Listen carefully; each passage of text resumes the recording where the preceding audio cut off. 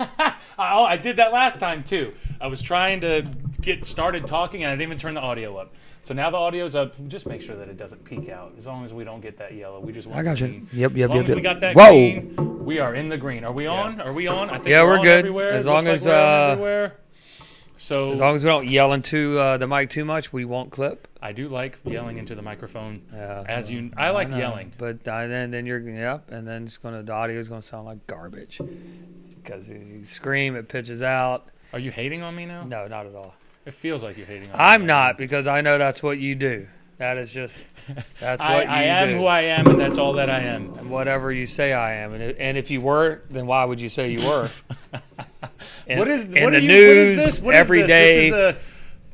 This is a song. Nobody It's an can. Eminem song. That's it. I got it. I was getting there. You just had to lead me just a little bit more. Lead the horse to this. Lead the horse to the water. And you drank it. And I drank it. I had to drink it, man. Come on, bro, Sif. Come on, bro, Sif. Well, this is funny because I got all of our chat hooked up, but it's not working. The Facebook chat's not coming through. So actually gonna. I'm gonna pull up the Facebook chat so I can also see it. Okay, yeah, So do that that. way Do I that can- so that we can keep up with everything and we can keep everything going. So I'm going to go on through the chat right now, and we'll get into it. So we're rocking and a rolling. So thank you guys for joining us.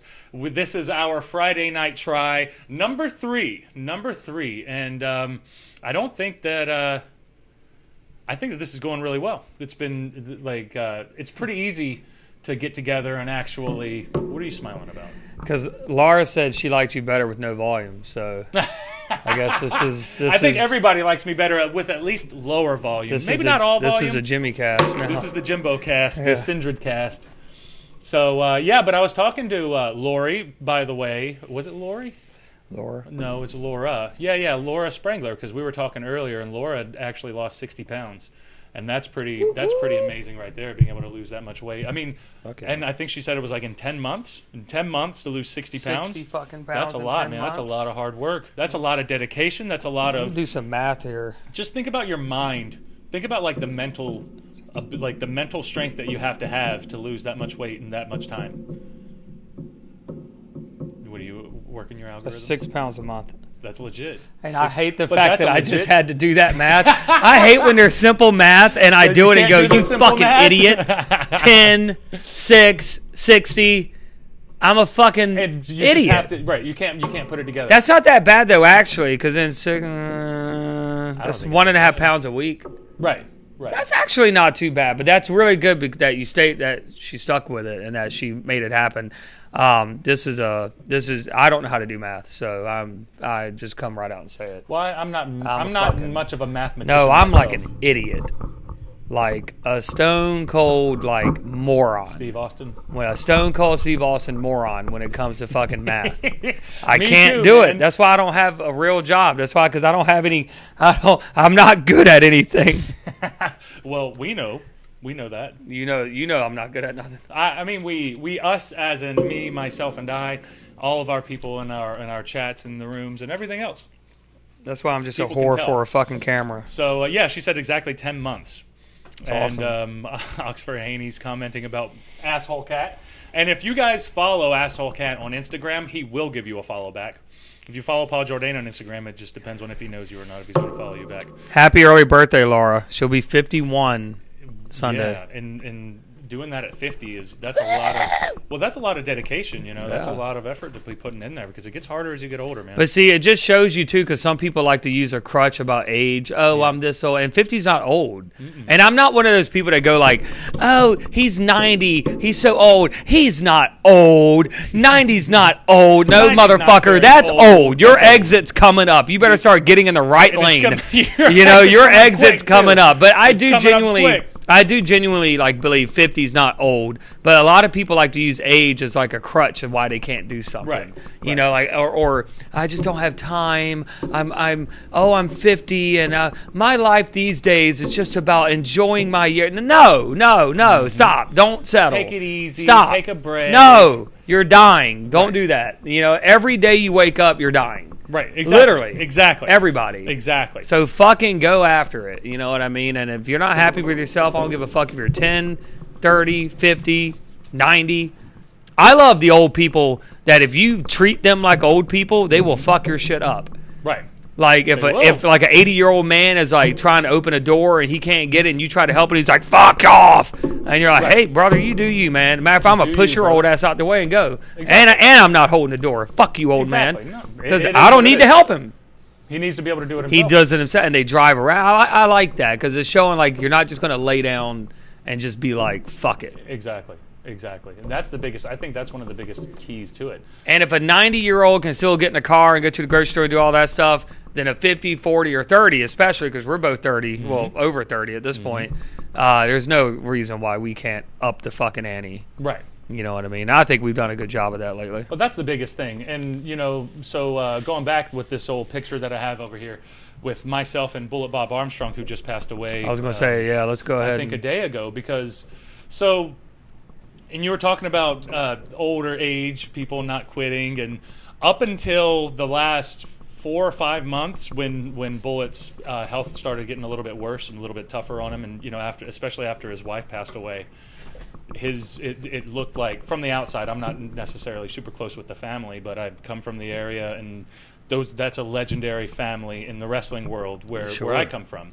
Hell yeah. And Bullet Bob was the man, is the man, or was now the man, so we grew up watching WWE on television. You got the Hulk Hogan stuff, and then as the Attitude Era came, you had the DX, you had like the Road Dogg and Billy Gunn, and the Road Dogg's actually an Armstrong. Road Dogg, Jesse Jack. And I had no idea that the Road Dogg was an Armstrong. I was telling you that recently. Yep. That shows how much of an idiot I am. Because I didn't find that out until about 2 years ago. It took you forever to, exactly. And then I realized, I was like, wait a second.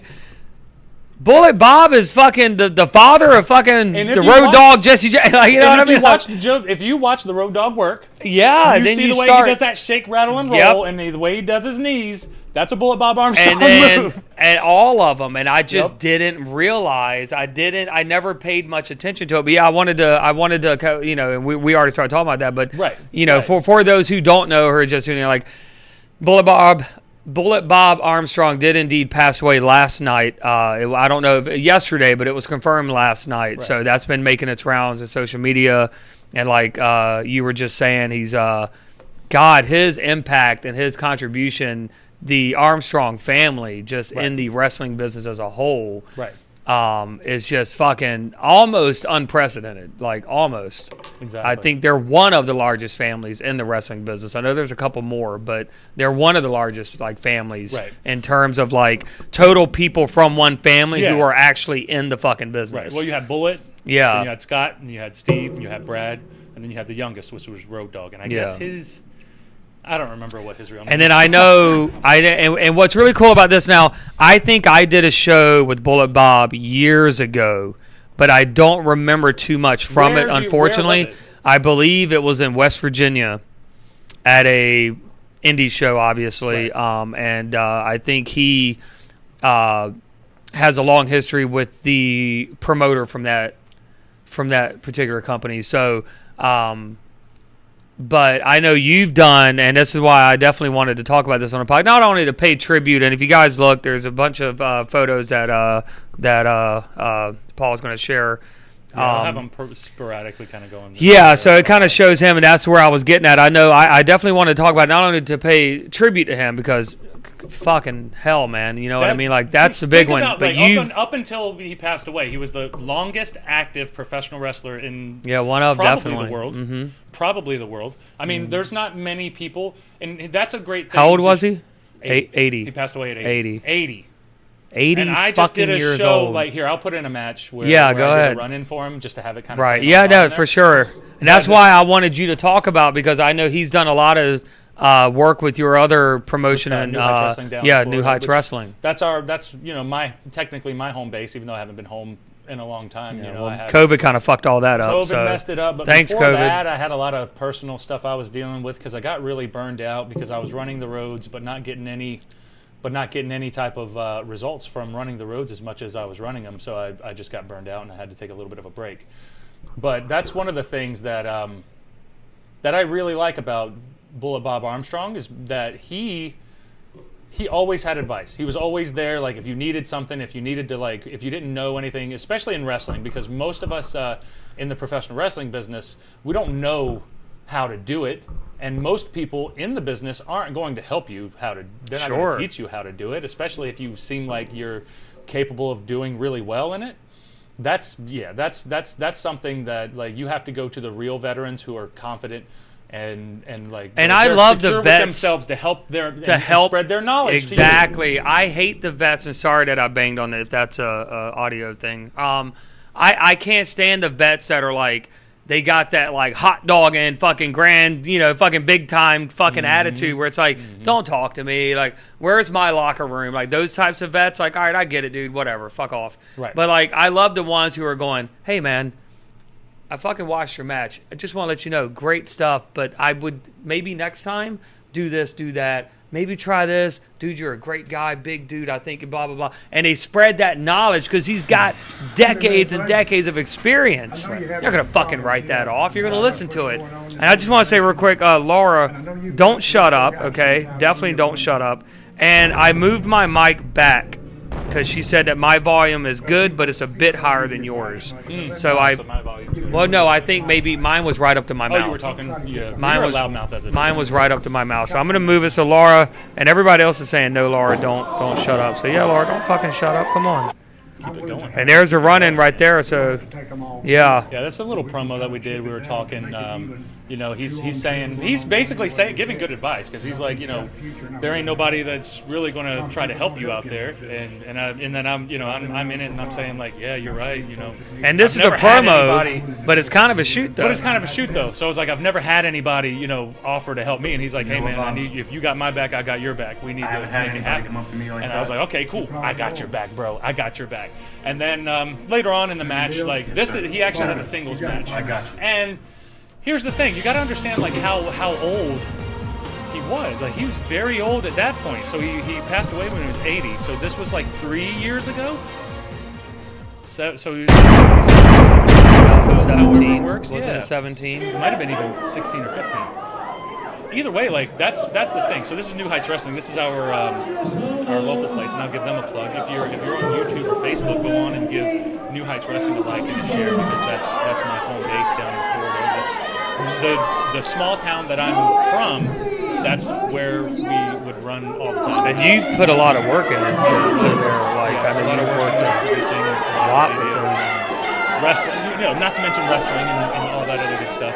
But so going back to Bullet Bob, so I'm going to let this play a little bit more. So going back though with Bullet Bob, he was one of the first ones. So growing up, we never my first experience with live professional wrestling. So I was always a really huge fan growing up, and I watched I was a Hulk Hogan kid, and then Ultimate Warrior came around, and I hated the Ultimate Warrior, but I didn't think anybody could be Hulk Hogan, and that was true. Nobody could, in my mind. But as we got older, we started seeing these advertisements for independent shows in town. And every time I would see it, I would just be so fascinated because I would be like, wrestling's literally in our spot. It's here. It's here. I can go watch the matches. I can go watch the matches. This is amazing. It was just independent wrestling, but we had no idea at the time. We were used to. Well, because because I'm from a small town too, as you know, and we don't have arenas where the big leagues stop in, right? You got to travel for that. So when a local, when an indie show runs in a small building, and you're a wrestling fan, come it's on. Huge. Yeah. Well, to you, especially if you're a wrestling. If you're a big wrestling fan. Yeah. And I was a huge wrestling fan. And my cousin was a pretty big wrestling fan, but I don't think that he was as big of a fan as I was. Because every Monday Ladies night, and gentlemen, I had 2 VCRs. There's the bell. 2 TVs. Welcome back to New Heights Wrestling. I'm Randall Raker. In the ring right now. One was filming WCW, and the Bullet other was Bob filming Armstrong, WWF. the legend. I was there, brother. I didn't Another understand legend. because they would say in the Assassin number 2, being accompanied and if by Dandy if I hear Jack. something's good's happening, And they have just challenged But there was I had my Bullet main Bob show and Armstrong I would to a watch during test the of commercials strength. of the main show, which was usually WWE. And the Assassin But and Bullet previously Bob it was now WCW locking up. until they started falling off. You know what I used And to do? Bullet Bob, My at dad one time, was always one of the a big strongest men in the WCW South. fan. So in the living assassin room, he now would have powering on him down. WCW Monday Night Nitro. The And I didn't have a assassin, TV in my room, but I went to my 335 dad's pounds room worth. where there was a TV, and I had on Monday Night And Raw. bearing down now. So Right. he'd be On yelling Bullet about Bob, somebody, Bullet Bob now. so I'd run out of that room and go Trying look, to fight and then back. I'd yell at him, and he'd run back to his room and look. So Through the I was on one adversity, TV was Raw, one TV was Nitro. slowly gaining an So, advantage. Has up and definitely with you now on that. going. That's awesome. But And local has wrestling it. is Local down. wrestling, so I would Assassin. I would see those things coming YouTube. Got beat mentally and now physically by Bullet Bob. Well, guys, we're Bullet also Bob doing this with a live, and we nice had some judo technical thrust issues earlier on the before we assassin. started. So, yeah, thanks for Another definitely thanks for nice letting us thrust. know, Oxford. But And Bullet Bob. yeah, Jimmy eats his Make mic. no mistake Oh, hi, about Sean. it. Jesus Christ. He Well, I is do still love in my fantastic microphone, shape. baby. She is. Well, I'm trying to back it I'm up. sorry. And Bullet Bob Armstrong. Yeah, a see, lot of charisma. we had some issues, but thanks for letting us know. Just bear with us. That you should know. be better. I turned the media source down, so now we're good. All right, so hopefully we're better now. It really sounds like it's getting louder. All right, Stephanie. Well, thanks for. We're trying. So if you guys could let us know how it is now, and thanks for fucking sticking with us and hanging out. We're gonna be telling.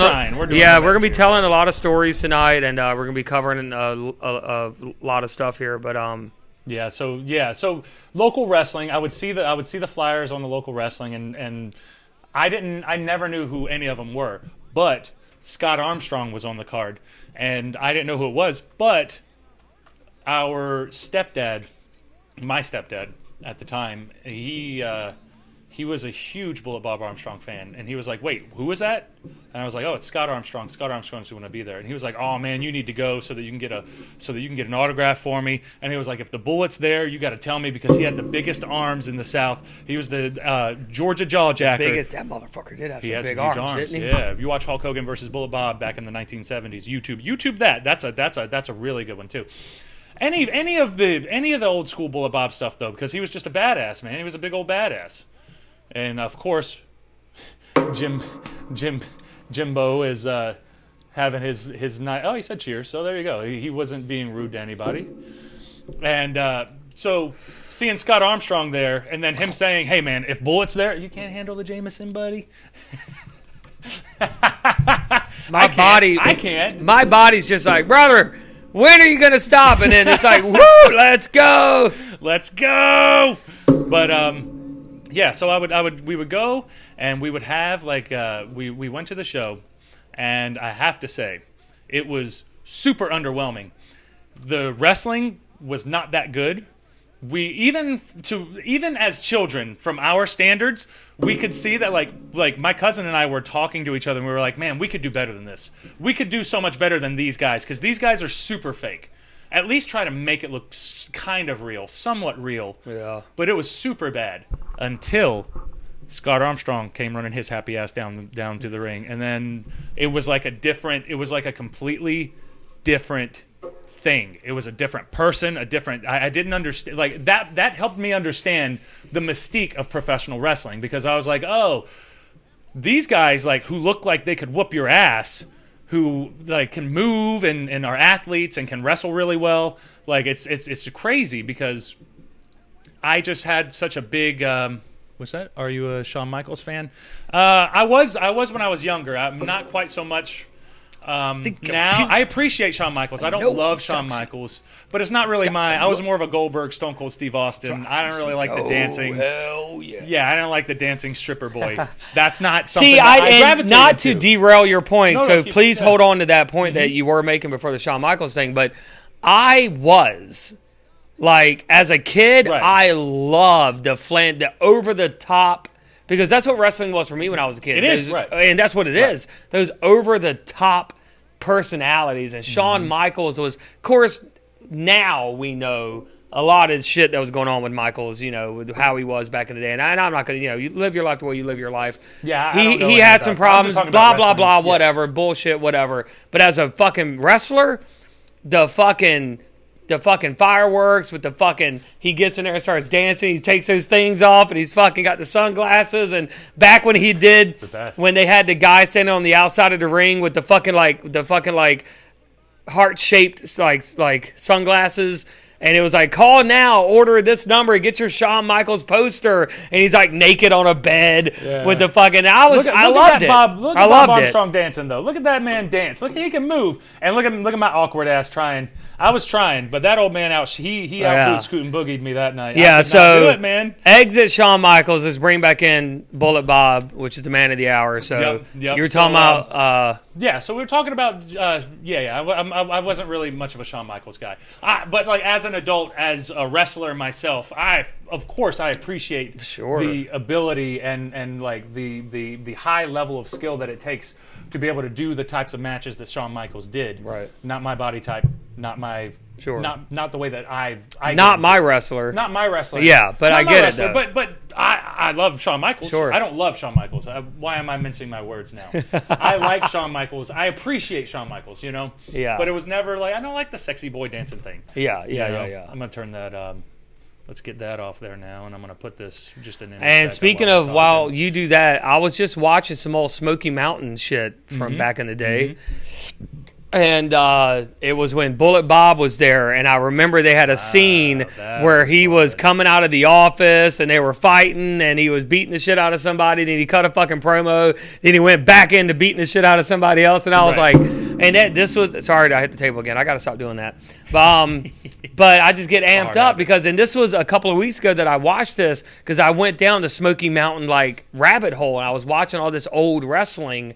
And because you and I are both big fucking Cornette fans, and I just wanted to watch some old school Smoky Mountain wrestling. Like when they did the signing for Chris Jericho and Lance Storm coming to Smoky Mountain, all that stuff. Like Bullet Bob was there for that. Like he was kind of the moderator for that. And because I think Bullet Bob, wasn't he the commissioner? Or for Smoky Mountain Wrestling, he might have been. He was. I think he was like the commissioner or the worked owner or something like that. But yeah, just great stuff. Like when I was watching that, and then to have the news last night that we lost out into 2020 is a fucking bitch. It is a bitch. You know what I mean? Like. It is a bitch. It is a bitch because we just lost Kamala a few weeks ago, and that was another big one. But again, man, like I know you got a lot more stories with Bullet Bob. So that was when we were children, and I saw Bullet's son, Scott Armstrong, at the time, and this was while I think he was finishing up his wrestling career, and I'm pretty sure that Brad Armstrong was there as well. I think Scott and Brad tagged, and they were the Armstrong brothers that night, and they were wrestling. I don't remember exactly who it was, but the character was they were like prison guys, like guys from a prison or something like that. But that night made me like think that like, oh, I had a roller coaster ride because it was independent wrestling, and you know how independent wrestling in some areas, especially in a small town, independent professional wrestling can be. It's not necessarily the best, and it was. And we were children, and we could see that it was not good wrestling. And then you got a jobber where you're like, wait a second, I go to school with that son of a bitch. What the fuck? What's this dumbass doing in there? I think we were in middle school. I don't remember exactly where we were, but going into high school, I started training, and I wasn't supposed to train. I told my grandpa I wanted to train to be a wrestler, and he was like, "That's not." Don't we all have those stories? You should probably do a real job. And you know what? He's right. I should have probably did a real job, but I don't want to do a real job. It's not in you. It's not in you. Wrestling. We're not built for that. We're fucking carnies. Yeah, I keep saying that, but I think we really are. It takes a special type of person to have that mindset. Yep. It does, because it's a weird. Well, first of all, you're putting yourself in weird, precarious positions as it is, putting yourself out there. It's the entertainment business. It's not just wrestling. So there's a lot of things that you have to worry about. You have to worry about how you look. You have to worry about how you present yourself. You have to worry about doing videos to get your name out there. And cameras. Oh, put the content. Put the cameras on me. I am going tanning again, so just bear with me, guys. But that's what it's all about, though, because it is show business as well. You know what I mean? But so you got to have the athleticism. You got to have the conditioning. You got to have the strength. You got to have a little bit of. But it's show business as well, and that's what I love and respect about pro wrestling so much, is that you have the athletic part, right? But then you got the show business, because a lot of athletes are not. They're not showmen. Entertainers, they're not entertainers. So pro wrestlers are both athletes and entertainers. Right. Now, some do it better than others, obviously. But indie wrestling is where it starts. Right. That's where it all starts. So that's where it all starts. I started training when I was 17, when I wasn't supposed to be, and I would come home. I would go to my friends for the weekends, and we would go to his house. And there was a couple of guys who trained, who had a ring. There was like a smaller promotion that we found, and we wanted to just start training. So we went there and started training, and continuously went there every weekend. And my grandpa, who I lived with my grandpa when I was in high school, he kept like mentioning to my brothers, like, why does it look like Ronnie like has been in like all these kinds of fights whenever he gets home? Like, he looks like he's just been out getting his ass kicked. He just looks like he's getting his ass kicked. What the hell is he doing? He got the rope. He's like, oh man, we just wrestle with our friends in the yard, man. Yeah. Like, which I still do that. We still do that, obviously, but back then, like, it was different. But it wasn't like real wrestling. We were doing professional wrestling. We were backyard wrestlers, And one it's day so I'll show some of my backyard wrestling stuff. Oh, and I can't wait to see One that day. because I don't think I've even seen any of that. It's so funny, too, It's because so much more hardcore and so much more CZW type. Even when you're not smartened up to the business, when you're a teenager, backyard wrestling, it's so funny. Still fun. No, here's the point I'm about to make, and I know you can second this. You're not smartened up yet, but you're still working with each other. Yeah. When you go to hit your buddy, your buddy's going to sell. Yeah. You don't even know what selling is, but you know that if I give you a choke slam, you got to jump for me. You got to let me choke slam you. You got to jump and you got to sell it. It's like so you already kind of have a weird. You're not a good worker. You're not a worker, but you already kind of have that preconceived, exactly mindset in you. Exactly. You do though, because when I was in high school, I played football, and sometimes after practice, like, I would see some of the guys like work punching each other, and then one of them would act like they're The Rock, and the other would like walk like they're Stone Cold, and they'd be like, oh, and they're like selling. They're really selling, but they're just having a blast. Yeah, it's performing professional wrestling for their friends in the locker room, know. But for me, I was way more like, yeah, okay, there's a lot of people who like this stuff, but I didn't really talk. I had like a few friends that I talked about wrestling, but then everybody else I kind of just dealt with whoever you dealt with normally. Right. You didn't really give in. You didn't let people in on your obsessions quite yet. So working my way into the professional wrestling landscape, I'd always had problems kind of communicating with the people and trying to find different ways to make a connection so that I could learn. And Bullet Bob was one of the first, and like continuously throughout my career, because I always went back to the area. Like I've always been a Gulf Coast wrestler. Like I started there, and then I moved to Tampa for a while, and then I moved to Maryland for a while, and then I moved back to Tampa, and then I moved back to Maryland. But I've always consistently wrestled in the South, because that was just, like different promotions down there that I have good connections with, that I still feel a good connection to my people there. Of course. Just like I have a connection with my people in Massachusetts, just like I have my connection with my different people that I go around Alabama continuously, regularly. There's a lot of different places that you make a connection with everybody. And like Laura's from another area, and she's losing weight, and we're all like on this journey together, because I'm trying to lose weight myself, but I'm trying to lose like not as many inches, but I'm trying to lose body fat. Sure. And that's a struggle at the point to where I am now, so I have to really be more disciplined to be able to figure it out. Right, because you were at one body type for a while. You were doing stuff that at that time, because see, like, knowledge is like retrospective knowledge is it's a fucking son of a bitch, because when you're in the now, you're doing what you think you need to be doing for that moment. Right. And you were doing a lot of what you thought in the moment, but now as you get older and as you get more experience, more advanced, you're doing more research, you're kind of learning and developing into this new person almost, like going into your 30s. It's like now you have a different mindset than you had before. Now the type of dieting and training that you're doing now is not what you were doing a few years ago. Right. So you're constantly finding those new platforms, those new goals that you're setting for yourself.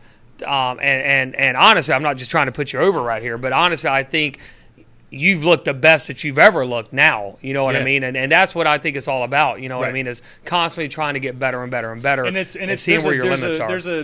I never really had a vision for myself either until now. You did what you thought you were supposed to do. But now you got like a whole, and we talked about this. Exactly. It's like what I want to do, which is it's like in there, Yeah, exactly. It's fucking it's there, and it's like, locked in. It's a lot. Yep, and it's a lot, and it's a huge change. But that's the beautiful thing about it, and that's going to be the fun transition while we're doing all this stuff, because the transit, like, this is that too. Yeah, this is all. It's all interconnected. Yeah, and I'm this the same is, guy, and we're the same person, and we're bringing everybody along exactly in these journeys. Exactly. You know what I mean? With the shred shed and all this stuff. And I know we're getting the little shred shed's huge too. Yeah, and but we got got content coming from the shred shed. So definitely stay tuned for that if you guys are interested in that. We do got some good stuff coming from the shred shed. Right. But that's what it's all about, is evolving, and like I even told you recently, like I turned 30 last year. I'll be 31 next month. Mm-hmm. And I don't know what it is, but I have a whole new mentality. It's like what I've done, the way I used to be, maybe some of my habits, some of my actions or lack of actions in the past, whether it pertains to wrestling or fitness, that's all out the window. That's fucking yesterday. Right. Like now I feel like I'm a new person. Legit, like new person.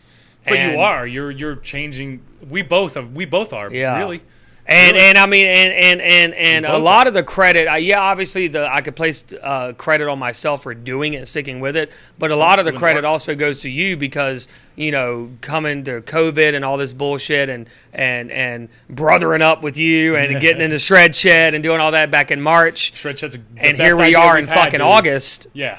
And we're still doing this shit, and I think it sparked a lot of good conversations that are leading to a lot of exciting things that are coming soon. Mm-hmm. So I'm excited, and I love my new drive. I love your new drive, and because I've always been driven, but I didn't have that direction. Mm-hmm.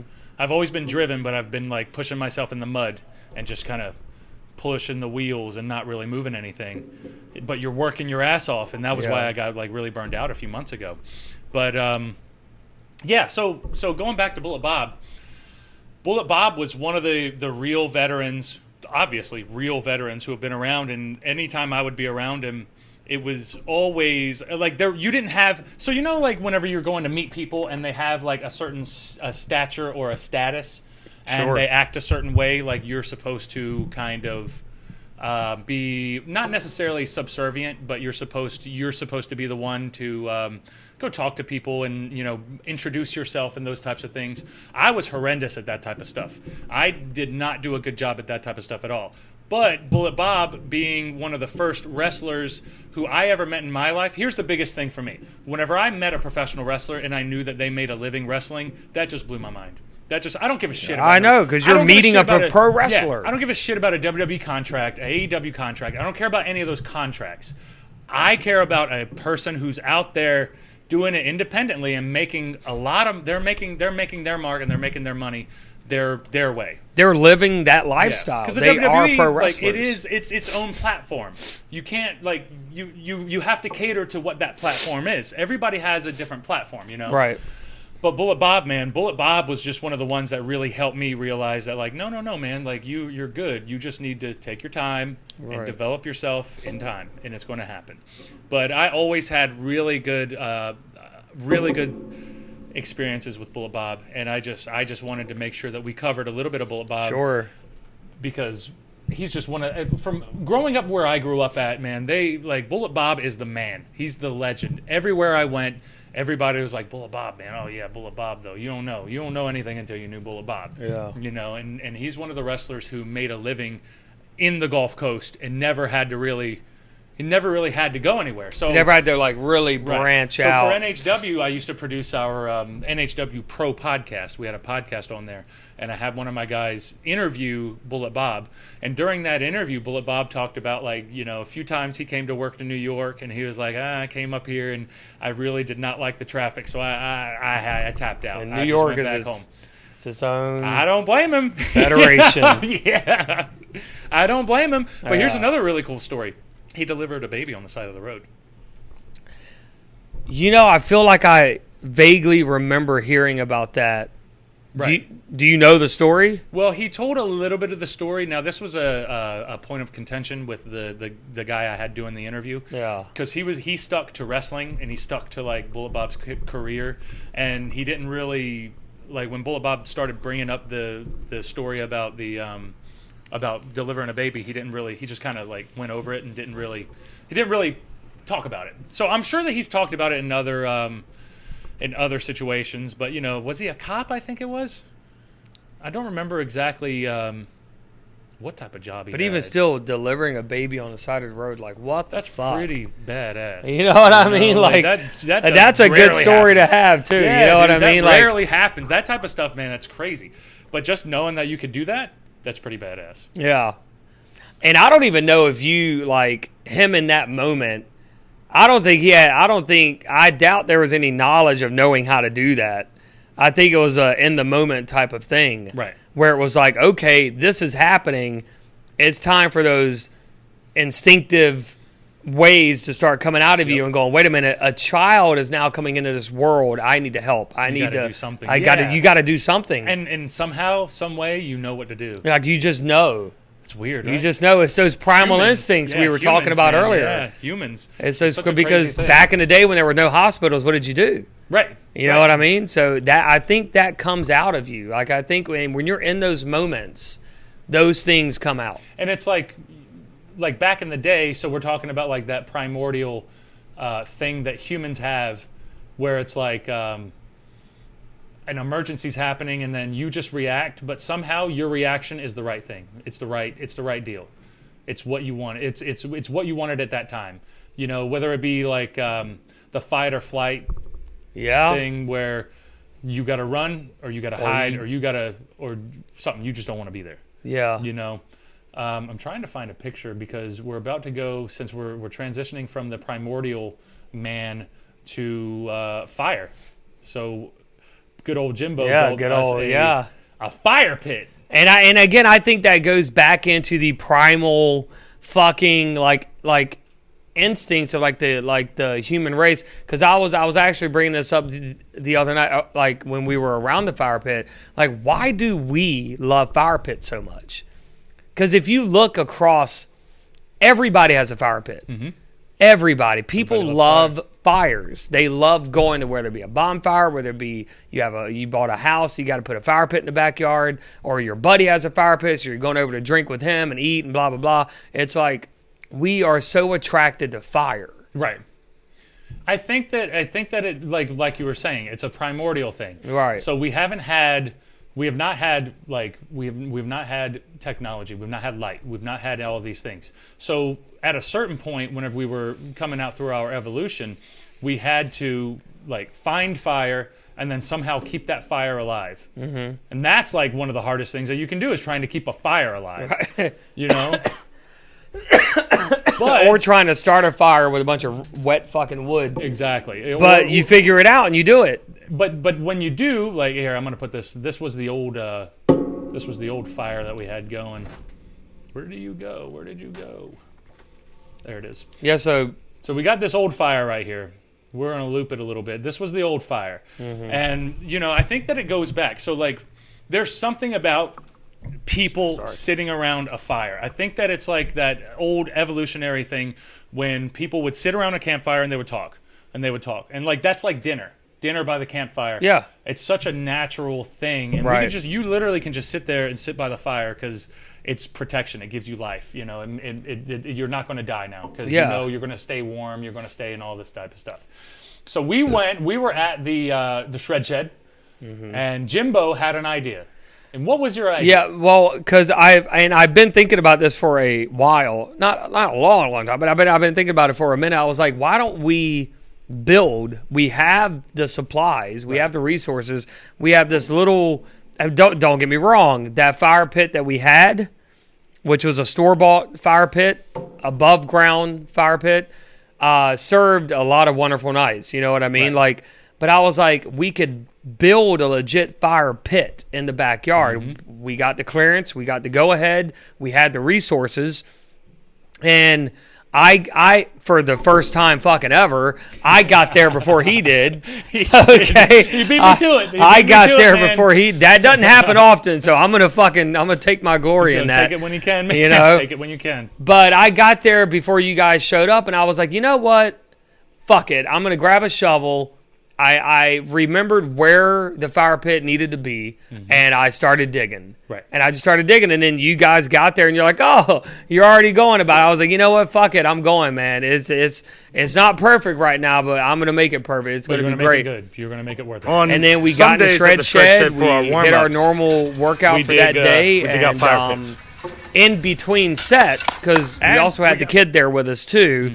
So I just put up the video of the kid digging a little bit of the fire. Yeah, I was going to say, so, and it's funny because all the videos you got were of him digging, and it looks like my ass wasn't doing shit. You were I was just watching. You were really encouraging him, though. But it was fun because basically, and that's the start. That's yeah, the start, and what you guys are seeing now would be Leland, the kid, as we like to call him.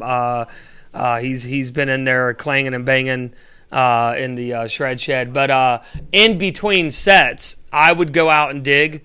And then I'd go do my set. He'd go out and dig. He'd do his set. I'd go out and dig. So we were kind of alternating digging. And then you guys left. I stayed for a couple more hours digging, playing around with different stones and bricks. We had some stones kind of around the. And these are periodic updates of the videos that I have right here.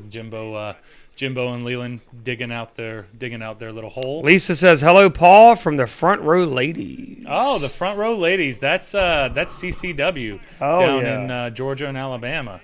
So thank you, ladies, for showing up to the stream. Absolutely. 2-hour stream. Thank you, Lisa, for saying he was always bad to the bone. R.I.P. to the good man, Bullet Bob. Bullet Bob, hell yeah. Drink one for Bullet Bob. Fuck yeah. Oh, he was a firefighter. Thank you, Darnell. Bullet Bob was a firefighter, so that was okay. That explains it. Okay, so yeah, definitely. And Oxford Haney, this is going back to our some of our older stuff. I see that you replied. So we're going to try. He's going to try that anabolic pizza. He's doing the anabolic pizza, man. So yeah, make sure that you guys go to Oxford Haney's and you pay attention and see what. Hell yeah, yeah, Oxford. If you can record or take pictures or put it up on your Instagram, tag us in it or put whatever. Put it on your YouTube and then or we'll YouTube. review Does your he have a YouTube YouTube? Video. How about that? He's got a YouTube video. Oh, perfect. He posts all the time. He posts like so then Oxford, wrestling, dude, fucking food, film yourself. I don't care what the quality is. Film yourself doing the anabolic pizza, and then we will put it up here and we'll fucking react to it. I think that'd be great because we still got that coming. It's coming. But yeah, so I just kept digging and I kept playing around with the rocks and all that stuff. I left. I had to take care of stuff. I came back. Your sister and your brother were there at the time. Your sister had the perfect rocks, like gravel, in her truck. And what are the chances? And then she was just like, "Wait a minute," because what are the chances of that? That's ridiculous. Someone was saying like, "Oh, well, we'll go buy it, or we'll pay for it. You just go pick it up." And then she goes, "Wait a minute, I have bags upon bags of gravel in my truck," and I'm like, "What?" Right. And there were those pretty white, like gravel, it just fucking. So I can't we're gonna have a fucking update, but because of what it looks like. But we just played around with the different rocks. It's got to be sideways because I could turn it around, but you just got to look at it sideways. Look at that fire pit. That's a big old fire pit right there, dude. It's coming along. It's already there now. You're not caught up with it. Yeah, I'm not caught up. So just for you guys knowing, I am kind of reviewing the footage as it comes. But yeah, so we got all the rocks in there. We got all the stones. We literally, it was free. We built this because I watched a lot of videos where they were like, "Oh, build a fire pit for under $100." The shred shed, we didn't, and it was like, wait a second, why go out and spend a bunch of money on stones and rocks and all this stuff when we have everything? Let's do it ourselves. And we all kind of chipped in our little parts here and there and built the fucking fire pit. Right. And now there's a legitimate fire pit. And it's a healthy size fire pit. That's a legit fire pit. If you look at that fire, that's a legit look at that fire, man. Now that fire. Now normally it's not that big, but what are you talking about? But someone's brother decided to take a whole shitload of small sticks and leaves and whatever was on it and just dumped it in there at one time, and it went up like fucking Chernobyl. Like, I mean, and that's the video that's playing like now. Chernobyl. I mean, really, that's a good example. It really did. It went up. Yep. But that's what's so cool about that fire pit. It's a healthy sized fire pit. We sat around that fire all night. We did. And I had to take Leonard home that night. Yeah. And that morning, 5 a.m. Cousin who was here for our last couple Friday night. Well, he was here for what was his name? Brock Thunder or Jeff Thunder or Frank Thunder. Frank Thunder. Brock Thunder. Frank Thunder. Frank Thunder. Good old cousin Frank Thunder. And I'm going to do another show with good old cousin Frank Thunder, but we're going to have to be doing he's going to zoom in. Yeah, we're going to zoom in, and then we're going to have some more cool conversations because he's from Seattle. Yeah, but he has really good a great perspective on weight training. Scientific weight training, but a lot of philosophical stuff with the weight training. So I enjoyed like it. He's very doing shows with him and doing certain like workouts with him. Like it was just a different mind. It was a different perspective. Like I just like listened to him talk. I mean, he fucking knows his shit. So so that was a lot of fun. And that's the thing, though. Surrounding yourself with enough people who are doing that too. Like they're doing their best too. Hopefully, I get an invite when they fly the family back out there to Seattle for something. I heard there was a graduation of some sorts going on, so I don't know, but fuck it, he's gonna be graduating in I think it is 3 months. Now. I'll fucking pay for my own fucking plane ticket, obviously. But if I get if Leonard, if you're watching this, brother, if I get an invite, I'll definitely be there because. So much better than it was. Yeah, I tried to tell the son of a bitch because now he's not here, so he can't fucking he can't defend himself. Choke me out. Yeah. You know what I mean? But I tried to tell him, man, last night about a fire. I was like, hey, man, I just want you to know, man, it was a good time, fucking have you here, man. It was a great time. Yeah, don't fucking say all that, man. He was trying because trying to play it off. It makes the goodbye easier when you don't fucking sell it. You know what I mean? Yeah. So then I was like, well, fuck, son of a bitch, get the fuck on the goddamn plane. I don't give a fuck. Yeah. Laura has a great idea, and this is some Southern type stuff right here that we used to do. Aside from burning tires, not saying we ever burn tires because I know that's really bad for you to do, but no comment. Teenagers are bad people sometimes. She said, "Wait till you use a dried out Christmas tree." Oh, that's coming. You'll lose your eyebrows. Oh yeah, you would. You will. Because the tree that was cut down was a pine tree. Right. Yep. It was and that's why it went up so goddamn quickly. And that pine tree was burning, man. And what's beautiful about it is. Oh yeah, and Adam, and I should have. Man, I wish I should have got that footage. So my brothers, while they were all down, they tore down. She needed a tree taken down, so they took down one of the large trees in my aunt's aunt. I say aunt. I say aunt in her front yard. So we have like a whole tree, and there was no way we could put those big ass giant logs, the ones that you were throwing in. There's no way we could put that in that small little not at all. Keeper, Not at all. Let me put it back. I'm gonna put the fire keeper back on there so that you can see what we're talking about because it's just ridiculous. It was now very these tiny. Big ass fires that you guys are seeing on these videos. The fire is not always that big. Like, here's the thing. Obviously, you can control the size of the fire by the amount of wood that you put in. So if you want a smaller, kind of low-key, chill, relaxing kind of fire, don't put goddamn 35,000 pounds of fucking wood in there. But when you want a big fucking redneck goddamn fucking bonfire, and I can say redneck because I'm from South Carolina, so I don't want to hear no shit, okay? But when you want a big-ass bonfire, guess what? Now we got the pit to do it. Right.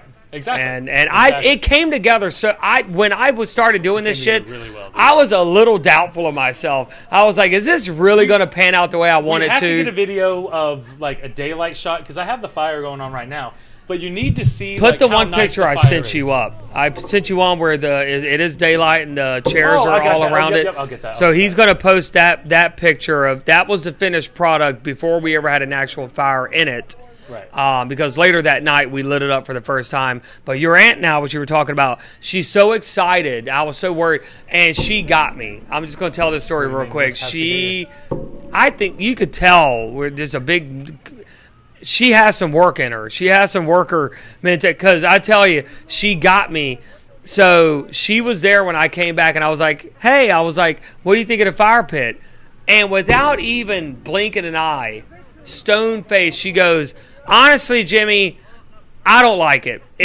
She goes, it's too big, the stones look funny. She's like, I wish you would have. And then she goes, I wish you would have told me that you were going to do all this. I didn't think it was going to be like that. I mean, but I can't do anything about it now because there's already a giant hole in my yard. And I'm sitting there going, my stomach is like, what the fuck? Because you did and I'm clarify like, with me. and then I said, like, I was like, but it's not done yet. And she goes, yeah, but it's, and then she goes, I'm just kidding. I love it. I love it, Jimmy. I love it. And I was like, how can you not love it? It's a great fire pit. Oh my God. Like, I felt so bad in that moment. I thought she was being, because you know her as well as anybody. She'll tell you how it is. Right. She 100%. She won't sugarcoat it. Without even considering So your feelings. if she didn't like it, that's exactly what she would have said. So it wasn't like it was out of character for her. She would have said that. And but then she said she was just kidding. She loves it and blah, blah, blah. And then it just came together. We put the finishing touches on it. And then the whole family met up later that night. Right. And we sat by the fire all night, and it was a great fire. So, and now she's excited. She's like, so the tree that you guys cut down, she's using some of the larger stumps, and she's going to make actual chairs out of them, actual seats out of them. And then she's getting, that's smart. Then she's getting tiki torches and string lights, and she's going to do a whole thing. So in the next couple of months, that part of the yard is going to be fucking brothered up. You want redneck? Car oil. We got you. Car oil. Hold my beer. What? Oil. Car oil. I've used gas. I've never used car oil. Does gas? I think car oil lasts longer. It does. Probably does gas last probably longer. Burns a lot faster. It does. It definitely probably does. But when you want a quick flame, you just throw some gasoline on it.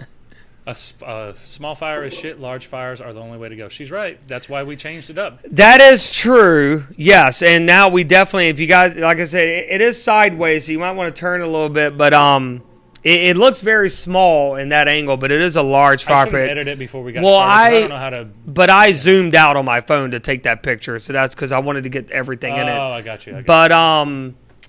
Yeah, no, dude, large fires are definitely the way to fucking go for sure. But some nights you don't want a big goddamn forest fire in your backyard. You just want a nice, chill little flame. Maybe you're having a cocktail or a beer, and you just want to chill. Let's do some good tunes. That fire pit can do it all. Right. It can do the large-ass bonfires, as you guys saw in the video, and it can do the nice little fires if you want to, So, I tried to flip it horizontal. Later, guys. All right, Oxford. Well, Oxford. He's probably been gone, but I didn't see the comment. But we just now saw it. Oh, there we go. Paul, we are here. Hope, see you, sept. Front row, ladies. Gigi said hello, too. September 12th, ladies. September 12th. You know Paul Jordane's going to be returning in Georgia. I'll be facing Sal Renaro. I have a lot to say about him, and I need to record a promo, by the way, for that. A little bit of behind the scenes here. A little bit of behind the scenes for that one. But the fire pit is badass, and I'm happy awesome. about it. And I'm so happy that everybody likes it. Yeah, dude. I think everybody's happy with it. I think that it turned out to be like... See, every once in a while I can do something good. Every once in a while every once in a while. You don't always have a good idea, but every once in a while. Sometimes. Upside down. Yeah, I know. It is a little... Just work with us. Just work with us. We don't have producers and all this fancy shit. Stands on your head. Well, hey, if you can do it. She's a problem solver. There you go. I appreciate that, Amora. Thank you for actually figuring out something that we couldn't. I need to stand on my head to be able to see it. I can stand on my head if there's a wall behind me. Yeah, exactly. They tried to get me to do handstands at training one night. You do the whole handstand into a bump. And, I never felt less bumps? like a human.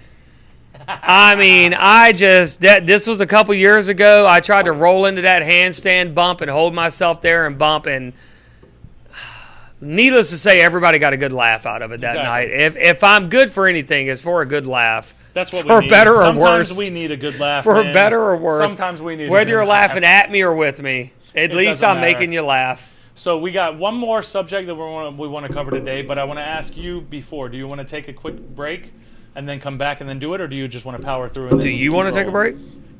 I'm good to go. I'm good. I'm good to go. I don't need a break. Give me a little refill right here. If you can just get up. Keep fucking we'll power through it. Do you want anything else? You good? You need another one of those? I'm good right now. I still got some. I might take. All right, so we have a few people here in the chats. I'm going to ask you guys a little bit of interaction here. Should I take another shot of whiskey? If you guys want me to do a shot of whiskey, I don't know why you would want me to or not want me to. You guys want him to. I don't know why this matters, but if you guys tell me to do it, I'll do it. If you say, no, Jimmy, take it easy, I'll take it easy. But it's up to you guys. I'll definitely toast to you guys. Definitely appreciate you guys hanging with us through the minor little technical difficulties here and there, but we're going to make it happen. Overall, I think it's been working pretty Overall, I think it's great. I think everything's pretty fun. So we'll see. What is it? I was so scared to do handstand, but so Amora, she's a wrestler. Well, she wants me to do a shot, so hell yeah, Amora. But she said, you read, right? Of course, Laura wants me to. Yeah. Oh, Jesus Christ, peer pressure now, guys. So no. Amora said, I was so scared to do handstand bumps. I can do it now, no problem. Hold on. Talk about that, because I have an update. I have an update real quick. Shot. Don't go too far away. Don't go into the next subject, but kind of keep us where we are. Because keep us with do the it fire. for my birthday. All right. Laura just sent me a picture that is going to be a lot better than what we just had. Yes, I'm a worker. Hell yeah, Amora. So the first, let me see where I put it. So this shot is for Laura for her birthday. It is for Amora for, the grind, sweetheart. And Stephanie. Stephanie, fuck yeah. I like that. I love it. Fuck yeah, that's a good answer. But they said to take another shot, so Jimbo's taking another shot. Cheers, everybody. Now let me find this. Dang it. I messed myself up. Okay, there we go. Okay, now I got it. Okay.